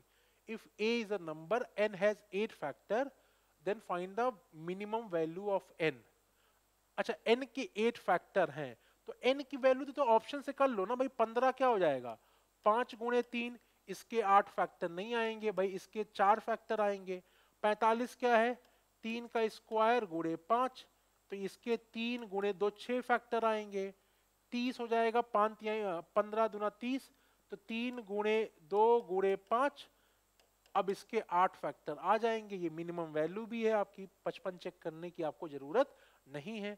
सही आंसर क्या हो जाएगा इसका, सही आंसर इसका सी हो जाएगा। आप ऑप्शन से चेक कर सकते हो कि कौन से नंबर के 8 फैक्टर है, वही आपका सही आंसर हो जाएगा। क्वेश्चन दे रखा है एक संख्या a के 9 गुणनखंड हैं, तो 2a के कितने गुणनखंड हो सकते हैं। अब देखो मेरे दिमाग में क्या आता है, मैं ऐसे क्वेश्चंस में हमेशा क्या करता हूं, जब भी नंबर नहीं दे रखा होता तो ऐसे क्वेश्चन में एक लॉजिक लगाता हूं कि भाई जब a दे रखा है तो वो यूनिवर्सल ट्रूथ होगा, मतलब कोई भी आप नंबर ले लोगे आपको आंसर मिल रहा होगा। तो ऐसे केस में मैं रूल ऑफ रिजेक्शन लगाता हूं, मतलब ऑप्शन को गलत काटने की कोशिश करता हूं। अब मेरे दिमाग में है कि a के 9 गुणनखंड है, तो मैंने एक नंबर ले लिया, मान लो 2 की पावर 8 ले लिया। अब 2 की पावर अगर 8 है तो इससे कितने गुणनखंड होंगे, इसके फैक्टर्स 9 हो जाएंगे कि नहीं भाई, 0 से लेके 8 तक कुछ भी हो सकता है, तो इसके फैक्टर्स कितने हो जाएंगे 9 फैक्टर हो जाएंगे। अब कह रहा 2a के कितने गुणनखंड हो सकते हैं, तो 2a कितना हो जाएगा 2 इंटू 2 की पावर 8, मतलब ये हो गया 2 की पावर 9। अब ये 2 की पावर 0 से लेके 9 तक कुछ भी हो सकता है, मतलब इसके कितने गुणनखंड हो सकते हैं 10 फैक्टर होंगे। एक ही ऑप्शन में 10 दे रखा है, वही आपका सही आंसर आएगा। मतलब मैंने रूल ऑफ रिजेक्शन से निकाल लिया कि सी आंसर होगा। लेकिन आपको समझाने के लिए मैं बाकी केस भी ले लेता हूं। अगर मान लो नंबर ऐसा दे रखा है 3 की पावर 8 दे रखा है, अगर 3 की पावर 8 दिया है तो इसके भी 9 गुणनखंड होंगे।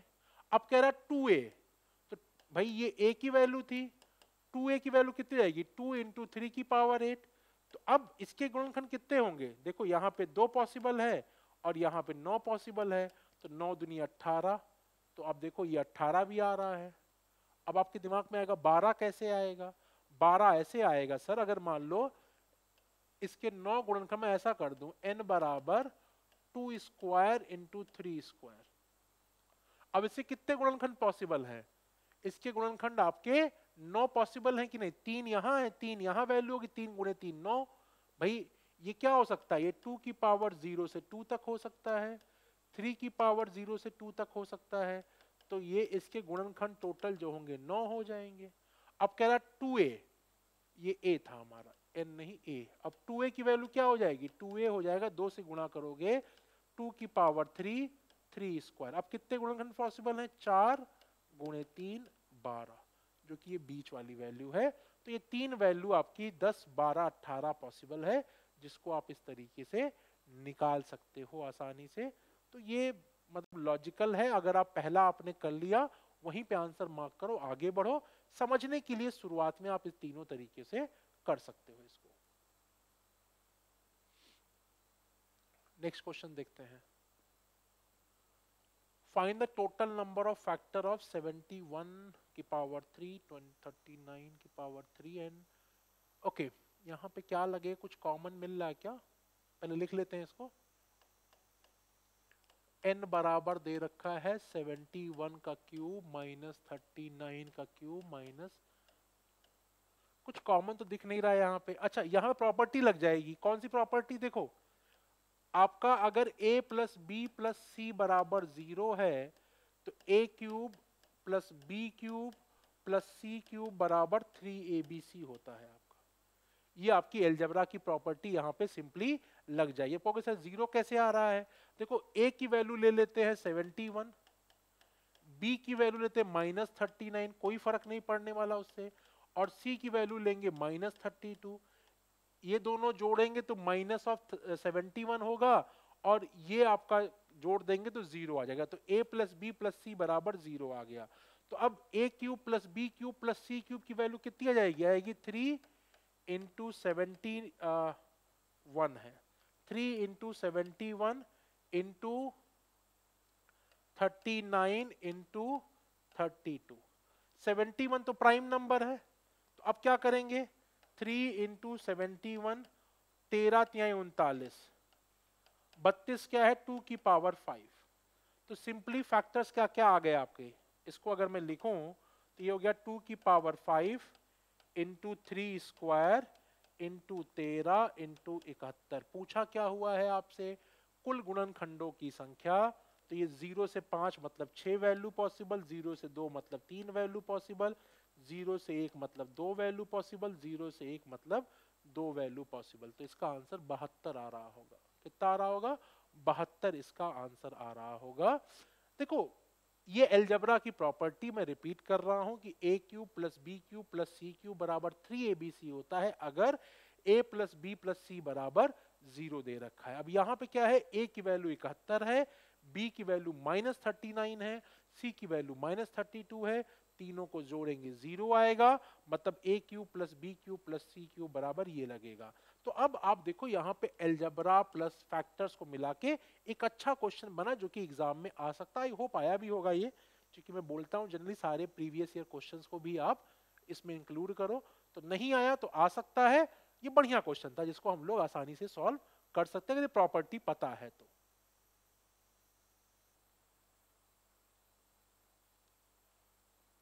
अब sum of all the factors which end with 0, ठीक है। अब n बराबर दे रखा है 2 क्यूब 5 स्क्वायर इंटू 3। अब सबसे पहले तो ये देखो कि 0 बनने के लिए 2 और 5 चाहिए। तो अगर 0 बनने के लिए 2 5 चाहिए तो मतलब इसकी वैल्यू 1 से 3 तक हो सकती है, इसकी 1 से 2 तक हो सकती है, इससे कोई फर्क ही नहीं पड़ना है। तो बस इन्हीं सारे फैक्टर्स को आपको सब निकालना है। तो ये क्या हो जाएगा? 2 की पावर 1, 2 स्क्वायर, 2 क्यूब, 5 की पावर 1, 5 की पावर 2, 3 की पावर 0, 3 की पावर 1। ये कितना आएगा?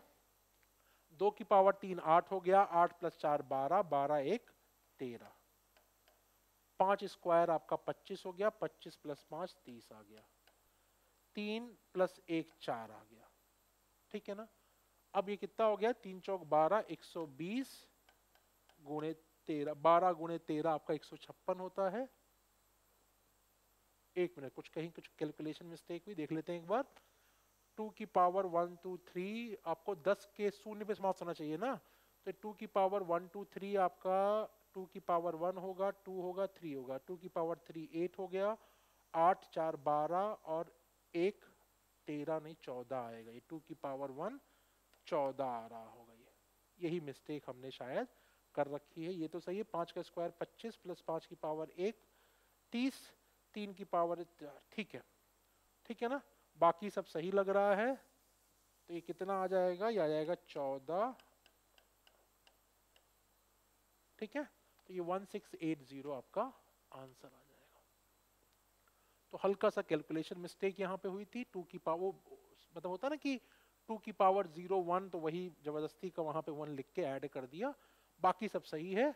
तो आंसर कितना आ जाएगा? 1680 आपका आंसर आ जाएगा। कॉन्सेप्ट समझो, बाकी आपको हो जाएंगी चीजें। अच्छा, ये क्वेश्चन दे रखा, what is the sum of inverse of all the factors of the number 360।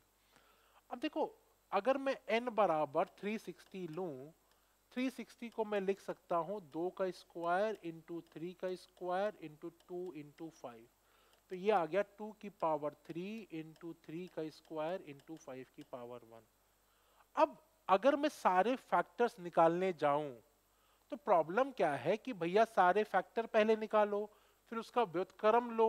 तो वो अब देखो नंबर ऑफ फैक्टर भी कितने आएंगे, 4 तिहाई 12 दूना 24 फैक्टर आ रहे होंगे। तो जैसे मान लो अगर मैं इसको छोटे नंबर पे लूं, यहां ध्यान से देखो, अगर मान लो 2 की पावर 2 इंटू 3 दे रखा है, ठीक है ना, 12 है। तो अब 12 के फैक्टर कौन कौन से होंगे, 1 होगा, 2 होगा, 3 होगा, 4 होगा, 6 होगा और 12 होगा। तो एक तरीका तो ये है कि भाई मैं निकाल के इसको ऐड करूं, इसका व्युत्क्रम करूं, 1/2, 1/3, 1/4। यही तो आपसे कह रहा है ना कि सारे फैक्टर्स के व्युत्क्रमों का योग इनवर्स करके, उसके इनवर्स करके उसका योग पूछ रहा है, ठीक है ना। तो अब एक तरीका तो ये सारे फैक्टर छोटे नंबर में तो पॉसिबल है, लेकिन अगर मुझे बड़े नंबर पे करना है तो क्या मैं इसको ऐसे कर सकता हूं कि डायरेक्टली मैं 2 की पावर 2 था, तो अगर मुझे योग निकालना है मैं कैसे निकालता हूं, देखो ऐसे तो करता हूं कि 2 की पावर 0 प्लस 2 की पावर 1 प्लस 2 का स्क्वायर, और यहां पे करूंगा 3 की पावर 0 और 3 की पावर 1, फिर इनको मल्टीप्लाई करते हैं और आंसर निकाल रहे होते हैं। लेकिन अगर मुझे इनवर्स निकालना है या व्युत्क्रम निकालना है, तो देखो अब पहला कैसे नंबर बनेगा, पहला नंबर इसको इसको मल्टीप्लाई करने से बनेगा, फिर इसको इसको मल्टीप्लाई करने से बनेगा। अगर हम इसको ऐसे देख सकते हैं ना, अगर मैं इसको ऐसे लिख दूं 1/2 की पावर 0 प्लस 1/2 की पावर 1 प्लस 1/2 स्क्वायर इंटू 1/3 की पावर 0 प्लस 1/3 की पावर 1। अब देखो आपका अभी भी नंबर हमने क्या किया, हमने नंबर को व्युत्क्रम ही करके ऐड कर रहे हैं कि नहीं कर रहे हैं। देखो जैसे मान लो कोई भी नंबर देखो, जैसे मान लो इसको गुणा कैसे बनेगा, ये बनेगा, पहला नंबर बनेगा 2 की पावर 0 3 की पावर 0, दूसरा नंबर बनेगा 1/2 की पावर 0 3 की पावर 1, फिर बनेगा 1/2 की पावर 1 3 की। तो देखो आप कर क्या रहे हो, ये नंबर वही सब तो आ रहे हैं कि नहीं, ये आ जाएगा 1, ये आ जाएगा 3, ये आ जाएगा 2। तो इसी नंबर को हम व्युत्क्रम करके ऐड कर रहे हैं कि नहीं। तो हमने रादर देन निकालने के नंबर, हमने जो फैक्टर हम ऐड करते थे उसको पहले व्युत्क्रम कर इनवर्स कर लिया, और फिर हम उसको जो लॉजिक अप्लाई करते थे सम ऑफ फैक्टर निकालने में वो हम कर रहे हैं। तो आंसर सेम ही आ रहा, कुछ अलग नहीं आ रहा उसमें। तो यहां पे आप अगर इस लॉजिक को समझो तो ये 2 की पावर 3, एक मिनट इसको हम रफ करते हैं पहले, फिर हम निकालने की इसको कोशिश करते हैं। ये एक अच्छा क्वेश्चन है जो एग्जाम में आ भी सकता है, दोबारा से कर लेते हैं इसको। n बराबर था 2 स्क्वायर 3 स्क्वायर 2 इंटू 10 है ना, 2 इंटू 5 होगा, तो ये 2 की पावर 3 3 स्क्वायर इंटू 5। तो या तो मैं सारे फैक्टर निकालूं, या तो मैं सिंपली क्या करूं, मैं इसको पहले ही इनवर्स कर दूं, फिर मैं ऐड करने की कोशिश करूं। तो क्या हो जाएगा, ये हो जाएगा 1/2 की पावर 0 प्लस 1/2 की power 1 plus 1/2 square plus 1/2 cube into, ये करेंगे 1/3 की पावर 0 3 की पावर 1 3 स्क्वायर इनटू 1/5 की पावर 0। ठीक है, अब आपने डायरेक्टली ना निकाल के, सम निकाल के आपने पहले व्युत्क्रम कर दिया, क्योंकि अभी भी नंबर वैसे ही बन रहा होगा, आपका फैक्टर वैसे ही आ रहा होगा, ठीक है ना। तो आपने ये वाला केस कर दिया। अब देखो इससे फायदा क्या होगा, ये सिंपली देखो कैसे, मैं एक को सॉल्व करता हूं पहले, ये वाले को। अभी क्या बन गया, 1 प्लस 1/2 प्लस 1/4 प्लस 1/8। ये तो फिर से जीपी लगाओ। जीपी लगाने से अच्छा क्या है कि भाई यहाँ पे मैक्सिमम 1/8 है, बाकी सबको आप नीचे 8 बना दो। तो नीचे 8 बनाने के लिए क्या करना पड़ेगा, यहाँ 2 से गुणा कर दो, यहाँ 2 से गुणा कर दो, यहाँ 4 से गुणा कर दो, यहाँ 4 से गुणा कर दो, यहाँ 8 से गुणा कर दो, यहाँ 8 से गुणा कर दो। तो कितना आ गया, 8/8 एक को पूरा सॉल्व कर दे रहा हूं, ये हो जाएगा 4/8, ये हो जाएगा 2/8, और ये आपका 1/8 था ही, तो कितना हो गया 8 4 12 2 14 1 15, 15/8 आ गई। ये वैल्यू कितनी आ गई, ये वैल्यू आपकी 15/8 आ गई। अब सिंपली इसको अगर निकालो तो यहाँ पे 9 है, यहाँ पे आप 3 से गुणा कर दो, यहाँ भी 3 से गुणा कर दो, यहाँ पे 9 से गुणा करो, यहाँ पे 9 से गुणा करो, तो ऊपर कितना बच जाएगा 9 1 10, 10 और 3 13, 13 बटा नीचे क्या हो जाएगा 9, ये हो गया 15/8 गुणे 13/9, ये जोड़ो आप तो ये सिंपली क्या हो जाएगा 5 है, यहाँ 5 से गुणा कर दो, यहाँ कर दो, तो ये 6/5 हो जाएगा, 6/5। तो सिंपली आपका क्या आ गया, सिंपली आपका आ गया 15/8 गुणे 13/9 गुणे 6/5। देखो हम कर क्या रहे हैं, हम व्युत्क्रम करके फैक्टर्स को ऐड करके उनकी वैल्यू निकालना है, ठीक है ना। व्युत्क्रम किया, फैक्टर को ऐड कर रहे हैं, तो ऐड करने के लिए हमें पता है कैसे ऐड करते हैं, सम ऑफ फैक्टर कैसे निकालते हैं, वो लॉजिक हमने यहाँ पे लगाया। ये 3 वैल्यू हमारे पास आ रही है। अब इसको कट करते, 5 तिहाई 15, 3 तिरिका 9, 3 दूनी 6, 2 चौक 8, ये आपका आ गया 13/4, 4 तिहाई 12, 3.25 इसका आंसर आ रहा होगा। थोड़ा सा कॉन्सेप्चुअल है, लंबा है, लेकिन ये क्वेश्चन एग्जाम में एसएससी टायर 2 में ऐसी जगहों पे आ सकता है और इसको आपको आना चाहिए, ठीक है। आप इसको एक बार समझिएगा, नहीं समझ में आता तो आप प्लीज कमेंट बॉक्स में मुझे बताइएगा, हम कुछ और तरीके भी देखेंगे कैसे और सॉल्व कर सकते हैं, लेकिन फिलहाल ये तरीके से हम लोग इस क्वेश्चन का आंसर निकाल सकते हैं। चलो अभी क्वेश्चन देखते हैं, one of the factor where n is an odd number. n आपको ऑड नंबर दे रखा है, तो देखो अगर आप खुद के लिए सॉल्व कर रहे हो तो भाई ऑड नंबर 1 हो सकता है, 3 होगा, 5 होगा, 7 होगा, कोई भी हो सकता है। तो आपको करना क्या है, आपको कोई भी ऑड नंबर ले लो यहाँ पे, क्योंकि n कोई भी ऑड नंबर है, कोई भी हो सकता है, कुछ भी हो सकता है यहाँ पे, लेकिन चूंकि आप अपने लिए क्वेश्चन को सॉल्व कर रहे हो तो आप सबसे छोटा ऑड नंबर ले लो। n की वैल्यू 1 रखे, क्या हो जाएगा 6 स्क्वायर प्लस 5 स्क्वायर, ये 36 हो गया, ये 25 हो गया, दोनों को जोड़ेंगे नंबर 61 आ गया, मतलब n बराबर 61 है। अगर n बराबर 61 है तो मतलब क्या हुआ, एक उसका फैक्टर क्या होगा, उसका एक फैक्टर आपका 61 होगा ही होगा, तो सही आंसर क्या आ रहा होगा 61 आ रहा होगा। आप 3 रख के देखोगे तब भी वही आंसर आएगा, 5 रख के देखोगे तब भी वही आंसर आएगा, लेकिन मैंने कहा ना चूंकि आप अपने लिए सॉल्व कर रहे हो तो इसीलिए हमेशा छोटी संख्या लो जिससे आपको सॉल्व करना आसान हो जाए। अभी क्वेश्चन दे रखा है आपका, मेंस में आया हुआ है, ये दिया हुआ है 847 इंटू 385 इंटू 675 इंटू 3025 बराबर 3 की पावर a इंटू 5 की पावर b, 7 की पावर c, 11 की पावर d। अब आपसे पूछ रहा है, एक वैल्यू पूछा है A B minus C D की। अब देखो इसको तोड़ना पड़ेगा आपको, आपको इसको तोड़ना पड़ेगा, बिना अगर आप तोड़ नहीं पाओगे तो आपको टाइम लगने वाला है।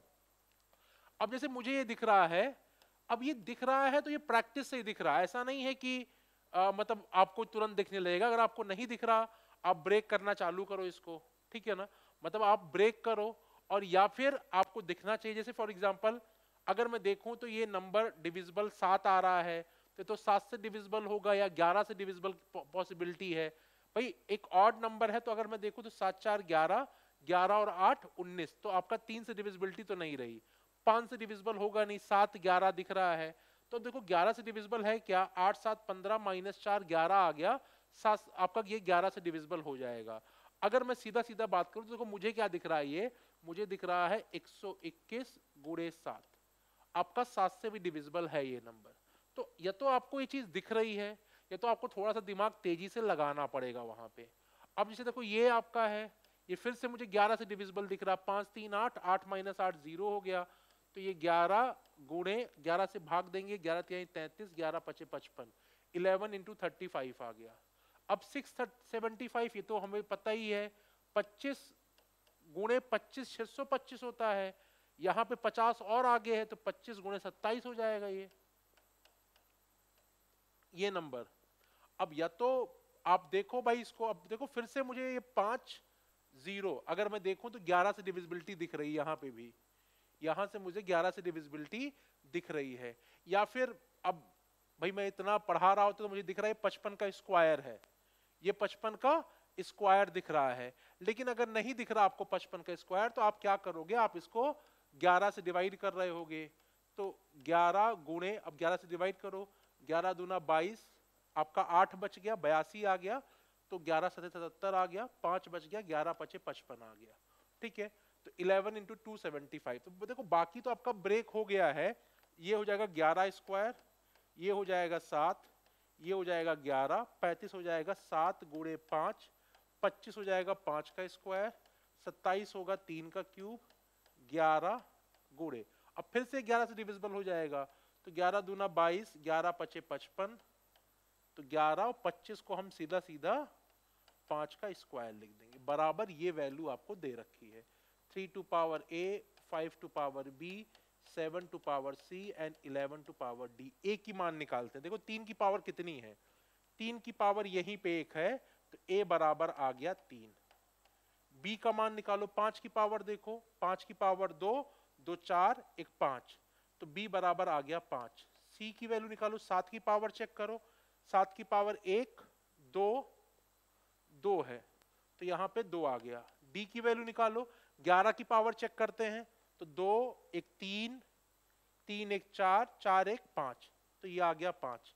अब पूछ क्या रहा है आपसे, आपसे directly A B minus C D, तो A B 15 minus C D 10, answer कितना आ रहा होगा, आंसर आपका 5 आ रहा होगा। देखो ये क्वेश्चन कैलकुलेशन ज्यादा है रादर देन कॉन्सेप्ट के। कॉन्सेप्ट तो आपको पता है, अगर फैक्टर आता है आप आसानी से इसको निकाल लोगे, लेकिन जब इसको ब्रेक करना पड़ेगा ना, तो ये थोड़ा सा डिफिकल्ट आपके लिए हो सकता है अगर आपने प्रैक्टिस नहीं कर रखी है। डिफिकल्ट इन द सेंस, देखो जब मैथ्स में डिफिकल्ट बोला था, डिफिकल्ट का मतलब होता है टाइम ज्यादा लेगा, डिफिकल्ट का मतलब ये नहीं कि सॉल्व नहीं होगा। कुछ ही क्वेश्चन है जो दुनिया में जो मैथ्स में सॉल्व नहीं हुए हैं, अदरवाइज मैक्सिमम क्वेश्चन सॉल्व हो जाते हैं। तो डिफिकल्ट का सिंपल सा मतलब क्या है हमारे लेवल पे, एटलीस्ट हमारे लेवल पे डिफिकल्ट मतलब क्या हुआ, हमारे लेवल पे डिफिकल्ट मतलब वो टाइम ज्यादा लेगा बस, ठीक है ना। तो अगर आपको टाइम सेव करना है तो ये ब्रेक करना आपको पता होना चाहिए, जल्दी से जल्दी आप इसको कर सको। 3600 के कुल गुणनखंडों की संख्या, ये टायर 2 में आया हुआ क्वेश्चन है, इसको आप निकाल सकते हो। 36 गुणे 100, 36 हो गया 2 का स्क्वायर इंटू 3 का स्क्वायर, 100 हो गया आपका 2 का स्क्वायर इंटू 5 का स्क्वायर, करके निकाल लेना, ये हम बहुत बार कर चुके हैं, इसको आप अपने आप से कर लेना और आंसर को कमेंट बॉक्स में बता देना। नेक्स्ट क्वेश्चन, n बराबर दिस, तो n के कुल कितने धनात्मक गुणनखंड होंगे। तो अब देखो n की वैल्यू जो दे रखी है, अगर मैं 4 की पावर 11 कॉमन ले लूं तो यहां क्या बच जाएगा, 1 प्लस 4 का स्क्वायर प्लस 4 का क्यूब। देखो कॉमन लेने का मतलब सिर्फ ये होता है डिवाइड करना, अगर बेसिक टर्म में बात करूं। आपने क्या किया, आपने डिवाइड, जैसे मान लो यहां पे क्या था, यहां पे था 4 की पावर 12 था, आपने 4 की पावर 11 लिया तो यहां 4 की पावर 11 से डिवाइड कर दिया। या इसको कैसे भी समझ सकते हो, इसका मतलब ये भी होता है कि जब आप इसमें जो कॉमन लिया उससे गुणा करोगे तो फिर से वही टर्म मिल जाएगा जो आपका ओरिजिनल टर्म था, ठीक है ना। तो भाग करोगे तो 4 की पावर 12 अपॉन 4 की पावर 11 क्या बच जाएगा, 4 की पावर 1 बच जाएगा। तो ये इसका बेसिक सा मतलब होता है। अब ये कितना हो गया, 4 चौक 16 चौक 64, 16 4 1, ये आ गया 85, और 4 की पावर 11 है तो ये 2 की पावर 22 हो गया, तो ये हो गया 2 की पावर 22 गुणे 5 गुणे 17।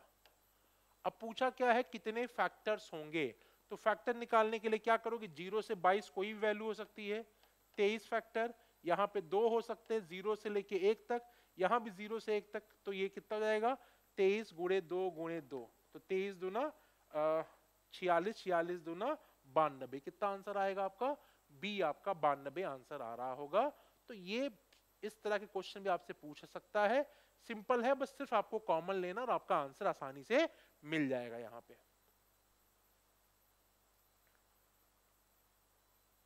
अब ये क्वेश्चन कह रहा है, थोड़ा कॉन्सेप्ट यहां पे अलग लग रहा है, क्या कॉन्सेप्ट कह रहा है, अब जोड़ की बात नहीं कर रहा, आप कह रहा सभी प्रोडक्ट आपका जो फैक्टर्स हैं उनका प्रोडक्ट बताओ।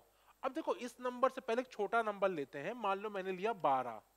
अब 12 के फैक्टर होंगे 1 2 3 4 6 और 12। मैंने आपको बताया था कि फैक्टर हमेशा पेयर में होते हैं। तो देखो 1 और 12 का एक पेयर है, 12 बन रहा है। 6 और 2 का एक पेयर है, 3 और 4 का एक पेयर है।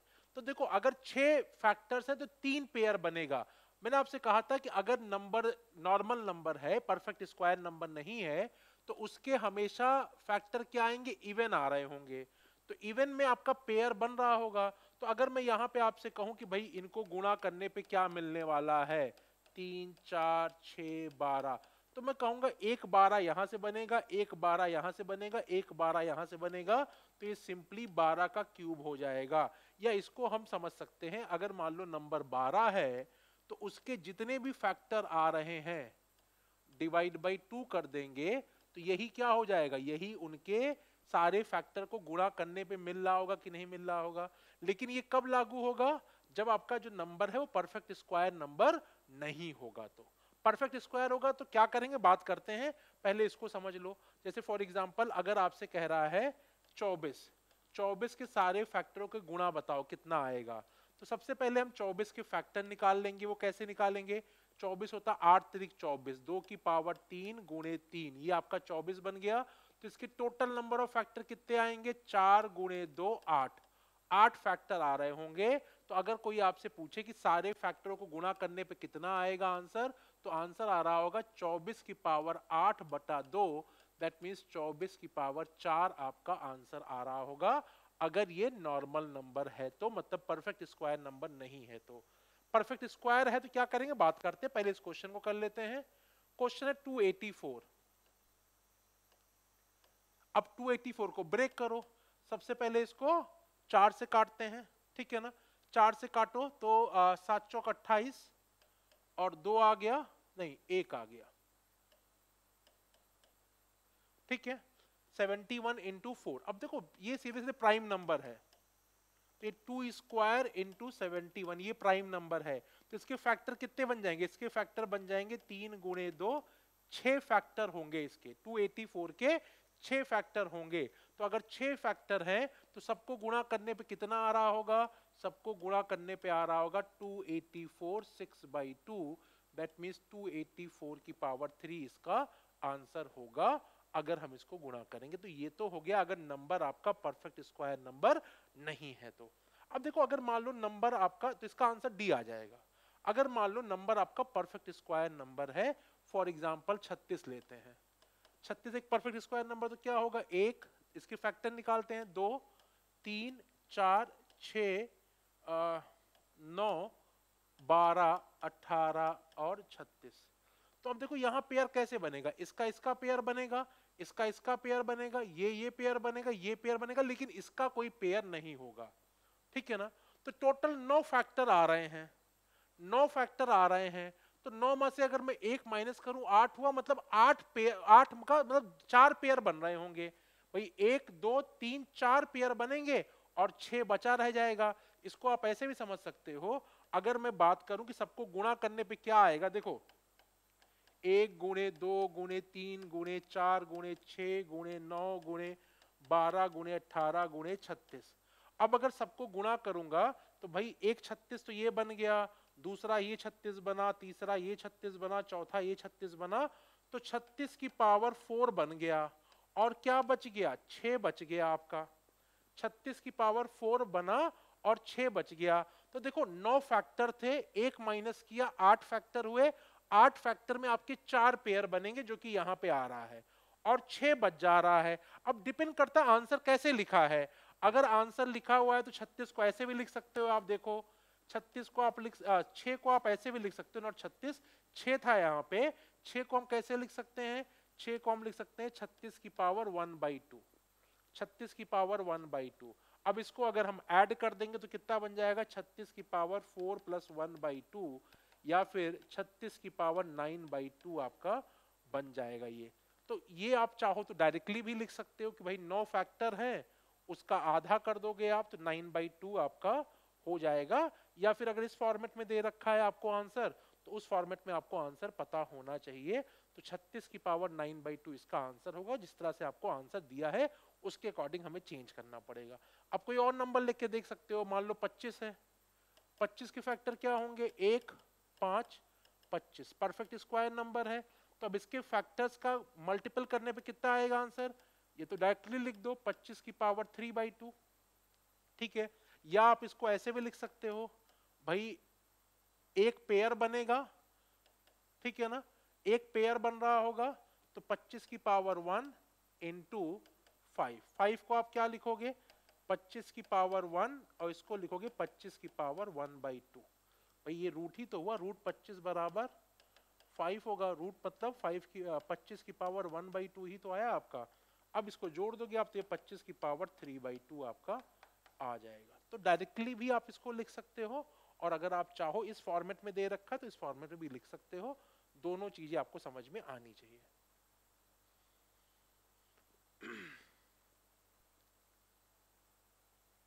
अब देखो ये मेंस में आया हुआ क्वेश्चन, इस तरह क्वेश्चन बहुत आते हैं। बस ध्यान एक ही चीज का रखना कि इसको आपको प्रॉपर तोड़ना पड़ेगा। 30 क्या है, 30 है 5 गुणे 3 गुणे 2 की पावर 5। 24 क्या है, 8 3 24, 2 की पावर 3 इंटू 3 की पावर 5। ये कितना बन जाएगा, 2 की पावर 5 इंटू 3 की पावर 5 इंटू 5 की पावर 5। 2 की पावर 3 है, 5 है, 15 हो जाएगा यहाँ पे, और ये आपका 3 की पावर 5 हो जाएगा। 2 की पावर 15, 2 की पावर 5, 2 की पावर 20 आ गया। 2 की पावर 20 इंटू 3 की पावर 10 इंटू 5 की पावर 5। अब पूछा क्या गया है, अभाज्य गुणनखंडों की संख्या। अभाज्य गुणनखंड मैंने आपको बताए थे, अगर ये तीनों प्राइम नंबर हैं तो इन तीनों को बस जोड़ देना होता है। सही आंसर आपका 35 आएगा। तो क्या करेंगे भाई, इसको इस नंबर को बनाने के लिए जो आपका n है, इसको बनाने के लिए 2 20 बार यूज हुआ है, 3 10 बार यूज हुआ है, 5 5 बार यूज हुआ है। तो कितने बार अभाज्य गुणनखंड यूज हुए हैं, 2 20 बार, 10 बार, 3 और 5 5 बार, टोटल 35 आपका इसका आंसर आ जाएगा। सही आंसर क्या आएगा, सही आंसर इसका बी होगा।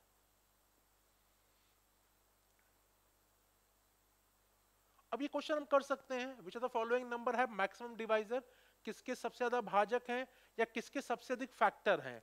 तो आप सबके फैक्टर निकालने पड़ेंगे, फैक्टर निकाल के आप आंसर निकाल सकते हो कि सही आंसर क्या आ रहा होगा यहाँ पे। तो ये क्वेश्चन अपने आप से आप कर लेना, चारों ऑप्शन आपको चेक करने पड़ेंगे तब आपको आंसर यहां से मिल जाएगा। निम्नलिखित में से किसके गुणांकों की संख्या सम होगी। तो मैंने आपको बताया कि अगर आपका कोई नंबर परफेक्ट स्क्वायर नंबर है तो उसके फैक्टर जो होते ऑड आते हैं। नंबर अगर नॉर्मल है मतलब परफेक्ट स्क्वायर नहीं है तो उसके आपके क्या आ रहे होते हैं फैक्टर, वो आपके इवन आ रहे होते हैं। परफेक्ट स्क्वायर में ऑड आते हैं, नॉर्मल नंबर पे इवन आते हैं। तो देख लो इसमें से कौन सा परफेक्ट स्क्वायर नंबर नहीं है। ये तो परफेक्ट स्क्वायर नंबर है, ये भी है, ये भी है, यही नहीं है, तो यही सही आंसर हो जाएगा। क्योंकि बाकी सब में क्या होंगे, विषम फैक्टर्स आ रहे होंगे। अब देखो ये कैसे देखा मैंने, 256 गुणे 100 कर दूंगा इसको मैं, ये 16 का स्क्वायर हो गया, और ये क्या हो गया आपका 2 का स्क्वायर इंटू 5 का स्क्वायर। तो आप अगर देखोगे सारे पेयर मिल रहे होंगे आपको, 2 के 2 पेयर, 5 के 2 पेयर। यहाँ पे आपको क्या मिल जाएगा, ये सिंपली हो जाएगा 2 की पावर 4 इंटू 2, तो 2 स्क्वायर इंटू 5 स्क्वायर। ये कितना हो गया, 2 की पावर 4 दूनी 8, और यहाँ पे 2 है 10, ठीक है। तो आप अगर देखो तो यहाँ पे 2 के आपको 5 पेयर मिल जाएंगे। भाई 2 10 बार है तो 5 पेयर बन जाएगा, और यहाँ 5 2 बार है तो 5 का 1 पेयर मिल जाएगा। तो लॉजिक क्या है, अगर आपको पेयर मिल रहा है तो परफेक्ट स्क्वायर नंबर वो होगा, ठीक है। तो इसी तरीके से आप देख सकते हो, नॉर्मली भी देख सकते हो आप। सही आंसर क्या हो जाएगा आपका, सही आंसर इसका बी हो जाएगा।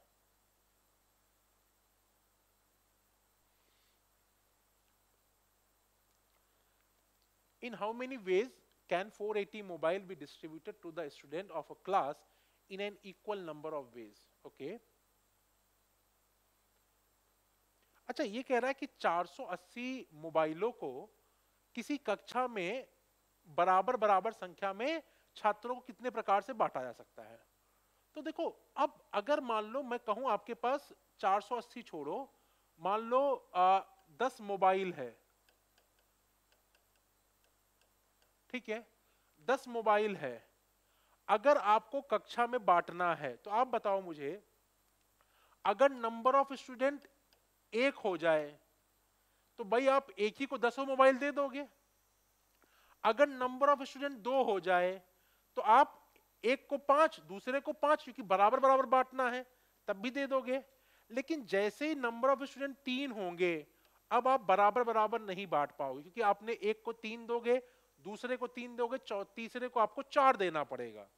अगर नंबर ऑफ स्टूडेंट 4 हो जाएं तब भी हम नहीं बांट पाएंगे बराबर, 5 हो जाए तब हम बराबर बांट देंगे। तो अगर आप ध्यान से देखो, अगर आपको एक कंडीशन सेटिस्फाई करानी है कि आपको बराबर बराबर बांटना है, तो एक ही तरीका है कि जितने मोबाइल है, मान लो 10 मोबाइल हैं, तो हम तभी बराबर बांट पाएंगे जब हम वो नंबर ऑफ स्टूडेंट लें जो 10 को डिवाइड कर रहा हो। जैसे 1 2 5 10, अब 1 2 5 10 क्या है, 10 को डिवाइड करता है। तो अगर ये सारे बच्चे हो जाएं तो हम क्या कर सकते हैं, हम मोबाइल्स को बराबर बराबर संख्या में बांट सकते हैं। मतलब सिंपल सा ये है कि अगर मान लो जो नंबर ऑफ स्टूडेंट हैं वो 10 के अगर फैक्टर हो जाएं, 10 के अगर फैक्टर हो जाएं, तो क्या हो सकता है, अगर 10 के फैक्टर हैं तभी हम उसको कंडीशन सेटिस्फाई करा पाएंगे, मतलब तभी हम बराबर संख्या में बांट पाएंगे, अदरवाइज नहीं बांट पाएंगे। तो अब पूछ रहा है कि 480 मोबाइल किसी कक्षा के छात्रों में बराबर बराबर संख्या में कितने तरीकों से बांटा जा सकता है। तो जाहिर सी बात है कि हमें 480 के अगर हम फैक्टर निकाल लें, उतने ही, जैसे यहां पे देखो 10 मोबाइल को अगर मैं कहूं कितने तरीकों से बांटा जा सकता है, तो सिंपली कितने तरीके से बांट सकते हैं, 4 तरीके से बांट सकते हैं। अगर स्टूडेंट 1 हो जाए, 2 हो जाए, 5 हो जाए या 10 हो जाए, तो ये 4 फैक्टर हैं इसके। तो वैसे अगर मैं निकाल लूं कि 480 के कितने फैक्टर हैं, उतने ही तरीके से मोबाइल को बराबर बराबर संख्या में बांट सकते हैं। अब 480 का फैक्टर कैसे निकालेंगे भाई, ये 48 गुणे 10 हो गया, 48 क्या हो गया, 12 गुणे 4, 2 गुणे 5। अब 12 क्या है, 4 तिहाई 12, 2 का स्क्वायर, यहाँ पे 2 का स्क्वायर और यहाँ पे 2 है, तो 2 की पावर 5 मिल जाएगा, और यहाँ पे 3 आ जाएगा और यहाँ पे 5 आ जाएगा, ठीक है ना। अब सिंपली इसके फैक्टर कितने हो जाएंगे, 6 गुणे 2 गुणे 2, 6 दूनी 12 दूना 24। तो मतलब टोटल 24 तरीके होंगे जिनसे हम मोबाइलों को गिवन कंडीशन के अकॉर्डिंग बांट सकते हैं। तो सही आंसर आपसे, देखो एक्चुअल में फैक्टर पूछ रहा है, लैंग्वेज को थोड़ा सा अलग कर दिया है, बस ये आपको ध्यान में रखना है यहां पे। अब ये क्वेश्चन देखते हैं, क्वेश्चन कह रहा है कि x is a positive integer such that 7x plus 96 plus 96 is divisible by x, ये इससे डिवाइड हो रहा है। How many value of x are possible. देखो बड़ा सिंपल सा क्वेश्चन है। अब देखो इसको ऐसे समझो आप, इसको मैं ऐसे लिख सकता हूं कि नहीं, 7x upon x plus 96 upon x। अब अगर आप ध्यान से देखो तो भाई ये तो x से डिविजिबल है ही है, क्योंकि ऊपर भी x है नीचे भी x है। अब अगर इस पूरे नंबर को डिवाइड होना है तो इसको 96 को x से डिवाइड होना पड़ेगा। अब कह रहा है x के कितने मान संभव हैं, मतलब हमें x की वो वैल्यूज चाहिए जो 96 को डिवाइड कर रही हो, क्योंकि बाकी इससे कोई फर्क नहीं पड़ने वाला। तो 96 के फैक्टर निकाल लो, कितने फैक्टर होते हैं वही आंसर होगा। क्योंकि अब भाई सिंपल से क्या बच रहा है कि 96 को कौन कौन से नंबर डिवाइड कर रहे हैं। तो अब 96 का फैक्टर अगर मुझे करना है तो मैं क्या करूंगा, 32 गुणे 3, 32 क्या होता है 2 की पावर 5 इंटू 3। इसके नंबर ऑफ फैक्टर कितने हो जाएंगे, ये हो जाएगा 6 गुणे 2, टोटल नंबर ऑफ फैक्टर 12 होंगे। तो सही आंसर क्या आएगा, सही आंसर आपका 12 आ रहा होगा। तो सिंपल क्वेश्चन था, कोई बहुत डिफिकल्ट नहीं था, थोड़ा सा लॉजिक बस यहां पे यूज होना है। अगला क्वेश्चन है, मान लीजिए कि एक्स वाई जेड 3 अंकों की एक संख्या है जहां पर x plus Y plus Z 3 का गुणज नहीं है, ठीक है। तो X Y Z plus Y X Z किसके विभाज्य नहीं होगा। ये एक्चुअली नंबर सिस्टम का क्वेश्चन है, यहाँ पे पता नहीं क्यों डाल दिया है। ये फैक्टर का कम, नंबर सिस्टम ज्यादा, मतलब कोर डिविजिबिलिटी वाला जो पार्ट आता है तो वहां पे है। अब फैक्टर भी नंबर सिस्टम का ही पार्ट कई लोग बोल देते हैं, ठीक है, लेकिन ज्यादा कोर ऑफ नंबर सिस्टम में है, फैक्टर कम है, लेकिन सॉल्व कर सकते हैं हम लोग इस क्वेश्चन को। अब कह रहा है मान लीजिए एक्स वाई जेड तीन, अब 3 अंकों की संख्या आप कैसे लेते हो? हमेशा लोगे 100x plus 10y plus Z. X Y Z अगर नंबर है तो आप इसको इसी तरीके से ले रहे होगे, ये आपका एक्स वाई जेड। दूसरी संख्या क्या है? आपको तीनों को जोड़ना है, Y Z X, Y Z X. तो क्या हो जाएगा? 100y 10z plus x. तीसरा क्या है आपका? जेड एक्स वाई, तो ये हो जाएगा 100z plus 10x plus Y. अगर आप ध्यान से देखो तो 100x plus x plus 10x, ये 111x 111y प्लस 111z मिल रहा है। यहां से आप 111 कॉमन लोगे तो x plus Y plus Z आपको मिल जाएगा। एक कंडीशन दे रखी है कि x plus Y plus Z 3 का गुणज नहीं है, ठीक है, तो उससे भी यहाँ पे कोई मतलब नहीं है। अब आपसे पूछा किससे विभाज्य नहीं होगा, तो भाई इससे तो भाग हो ही जाएगा, तो ये आंसर नहीं हो सकता है। ये क्या होगा? 111 क्या लिखोगे आप? 37 इंटू 3, 37 इंटू 3 लिख रहे होगे आप। तो इसका मतलब क्या हुआ कि 37 इंटू 3 अगर आप इसको लिख रहे हो तो ये 3 से भी भाग हो रहा होगा, 37 से भी भाग हो रहा होगा। किससे भाग नहीं हो रहा होगा? 9 से भाग नहीं हो रहा होगा। यही आपका सही आंसर है, ठीक है ना? तो इसका सही आंसर क्या हो जाएगा? सही आंसर इसका 9 हो जाएगा।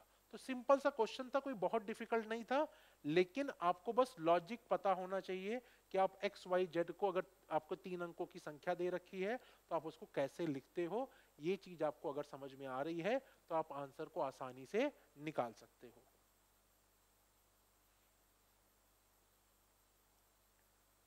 Question is, there are 50 boxes and 50 person. Person 1 keep 1 marble in every box. Person 2 keeps 2 marble in every second box. अच्छा, यहाँ पे एक ट्विस्ट है। क्या कह रहा है? दूसरा बंदा हर दूसरे बॉक्स में 2 मार्बल रख रहा है, तीसरा बंदा हर तीसरे बॉक्स में मार्बल रख रहा है। तो पूछ रहा है कि 50% 50वां जो बॉक्स है उसमें टोटल नंबर ऑफ मार्बल की संख्या क्या होगी। अब देखो ये क्वेश्चन थोड़ा सा लॉजिक समझो। जब भी ऐसा कोई बड़ा क्वेश्चन दिखाई दे तो मैं हमेशा बच्चों को सजेस्ट करता हूं कि आप छोटा सा एग्जांपल लो, छोटा कोई ले लो वैल्यू। तो मान लो अगर मैं, एक बॉक्स है, 2 है, तीसरा है, चौथा है, पांचवा है, छठा है। पहला बंदा क्या कर रहा है? इसमें भी एक मार्बल रखेगा, इसमें भी रखेगा, यहां यहां यहां यहां। दूसरा बंदा क्या कर रहा है? वो यहां 2 मार्बल रख रहा होगा, फिर हर दूसरे पे यहां 2 रख रहा होगा, यहां 2 रख रहा होगा। तीसरा बंदा क्या कर रहा होगा? यहां पे 3 रख रहा होगा, यहां पे 3 रख रहा होगा, बाकी कोई और छू नहीं रहा होगा। तो अगर मैं बात करूं 6 की, 6 वाले की, तो इसमें कौन कौन रख रहा होगा मार्बल? देखो, एक तो पहला वाला बंदा 1 मार्बल रख रहा होगा, दूसरा वाला बंदा 2 मार्बल रख रहा होगा, तीसरा वाला बंदा 3 मार्बल रख रहा होगा, और छठा वाला बंदा 6 मार्बल रख रहा होगा। तो अगर आप ध्यान से देखो तो ये क्या मिल रहा है? ये आपके फैक्टर्स हैं कि नहीं है। और अगर आपको निकालना इसमें कितने मार्बल हुए तो हमें क्या कर रहे हैं हम लोग उसका फैक्टर का सम कर दे रहे हैं कि नहीं कर दे रहे हैं। तो लॉजिक क्या है? अगर जो 50वां बॉक्स होगा तो उस 50वें बॉक्स में कौन कौन मार्बल रख रहा होगा? एक तो पहला बंदा मार्बल रख रहा होगा, दूसरा बंदा मार्बल रख रहा होगा, देन पांचवा बंदा रख रहा होगा, देन 10वां बंदा रख रहा होगा, देन 25वां बंदा रख रहा होगा, और 50वां। ये सारे फैक्टर्स हैं कि नहीं है? ये सारे 50 के फैक्टर्स हैं, ठीक है ना? तो 50 के फैक्टर में मतलब 50वें बॉक्स में पहले बंदे ने रखा 1 मार्बल, दूसरे बंदे ने रखा 2 मार्बल, पांचवें ने रखा 5, 10वें ने रखा 10, 25वें ने रखा 25, और 50वें ने रखा 50। अब जोड़ लो कितने मार्बल हुए उसमें। यहाँ पे अगर मान लो कि बड़ा नंबर भी दिया होता तब भी आपको सिंपली निकालना क्या है?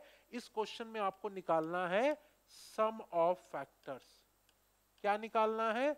सम ऑफ फैक्टर्स, ठीक है। ये चीज आपको निकालनी है। तो इवन कोई बड़ा नंबर भी दे देगा तब भी आप उसको आसानी से निकाल लोगे। अब सम ऑफ फैक्टर कैसे निकलेगा, क्योंकि हमने वैल्यू निकाल रखी है 50, 25, 75, 85, 90, 92, 93। सही आंसर क्या आएगा, सही आंसर आपका 93 आ रहा होगा। तो सिंपल तरीके से भी आप इस क्वेश्चन को कर सकते हो। अदरवाइज अगर बड़ा नंबर दिया है तो आप सम ऑफ फैक्टर निकालो, वो यहां पे आपसे पूछना चाह रहा है।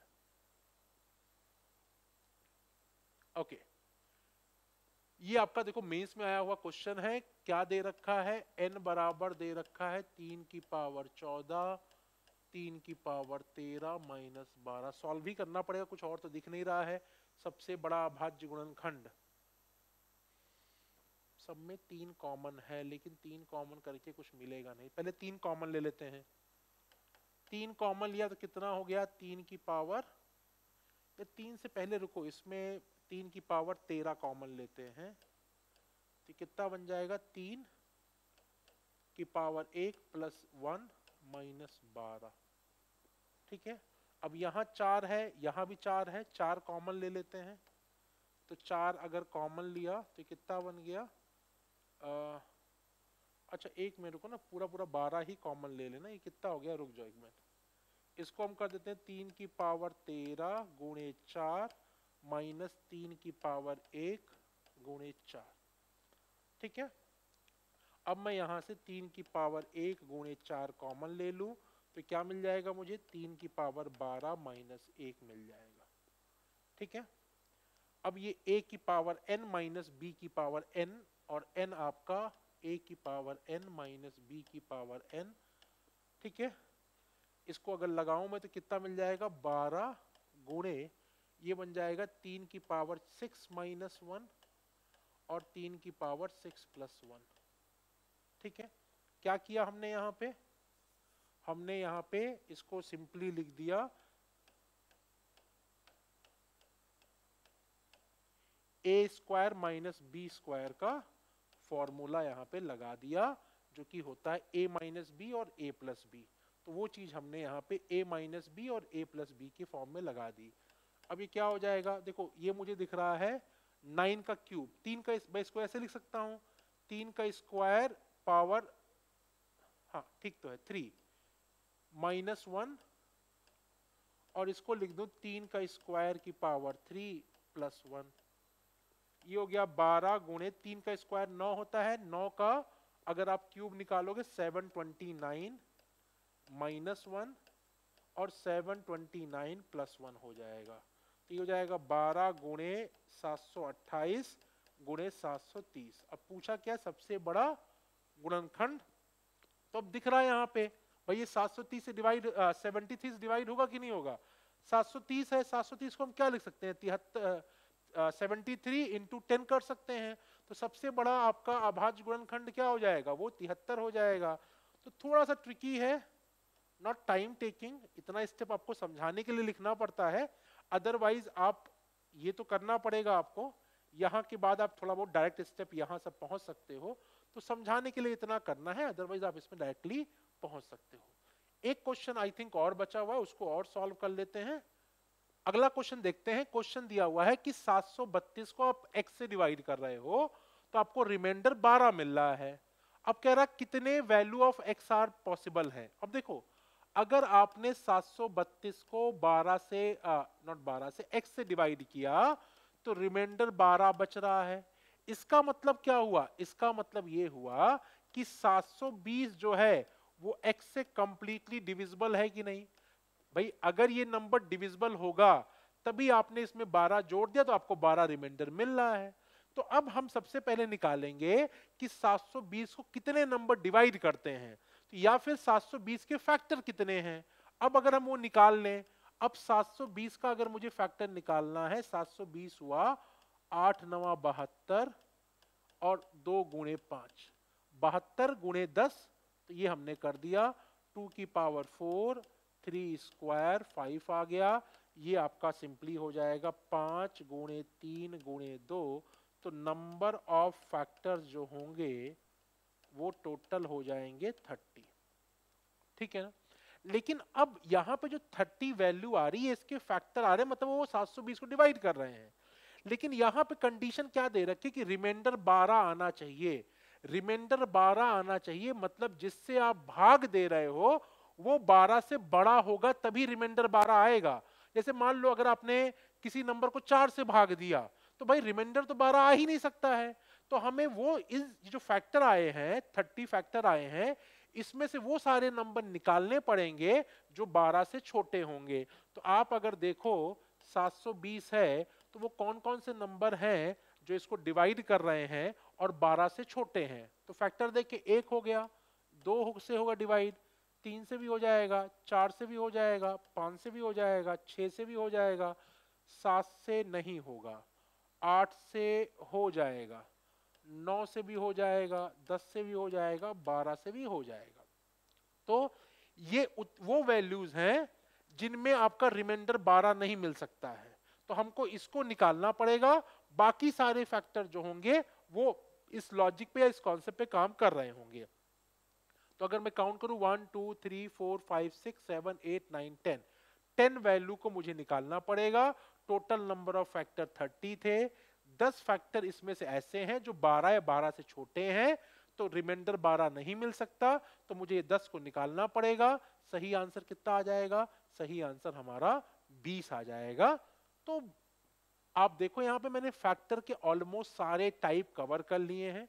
अब इससे बाहर ऐसा नहीं कि बन नहीं सकता है, लेकिन अगर आपने कॉन्सेप्ट को समझ लिया है तो कुछ भी आपसे पूछेगा तो आपको वो चीजें समझ में आ जाएंगी। तो आई होप ये क्लास आपको पसंद आई होगी। अगर आपको कंटेंट अच्छा लग रहा है तो प्लीज इस वीडियो को लाइक और शेयर करना मत भूलिएगा। Thank you.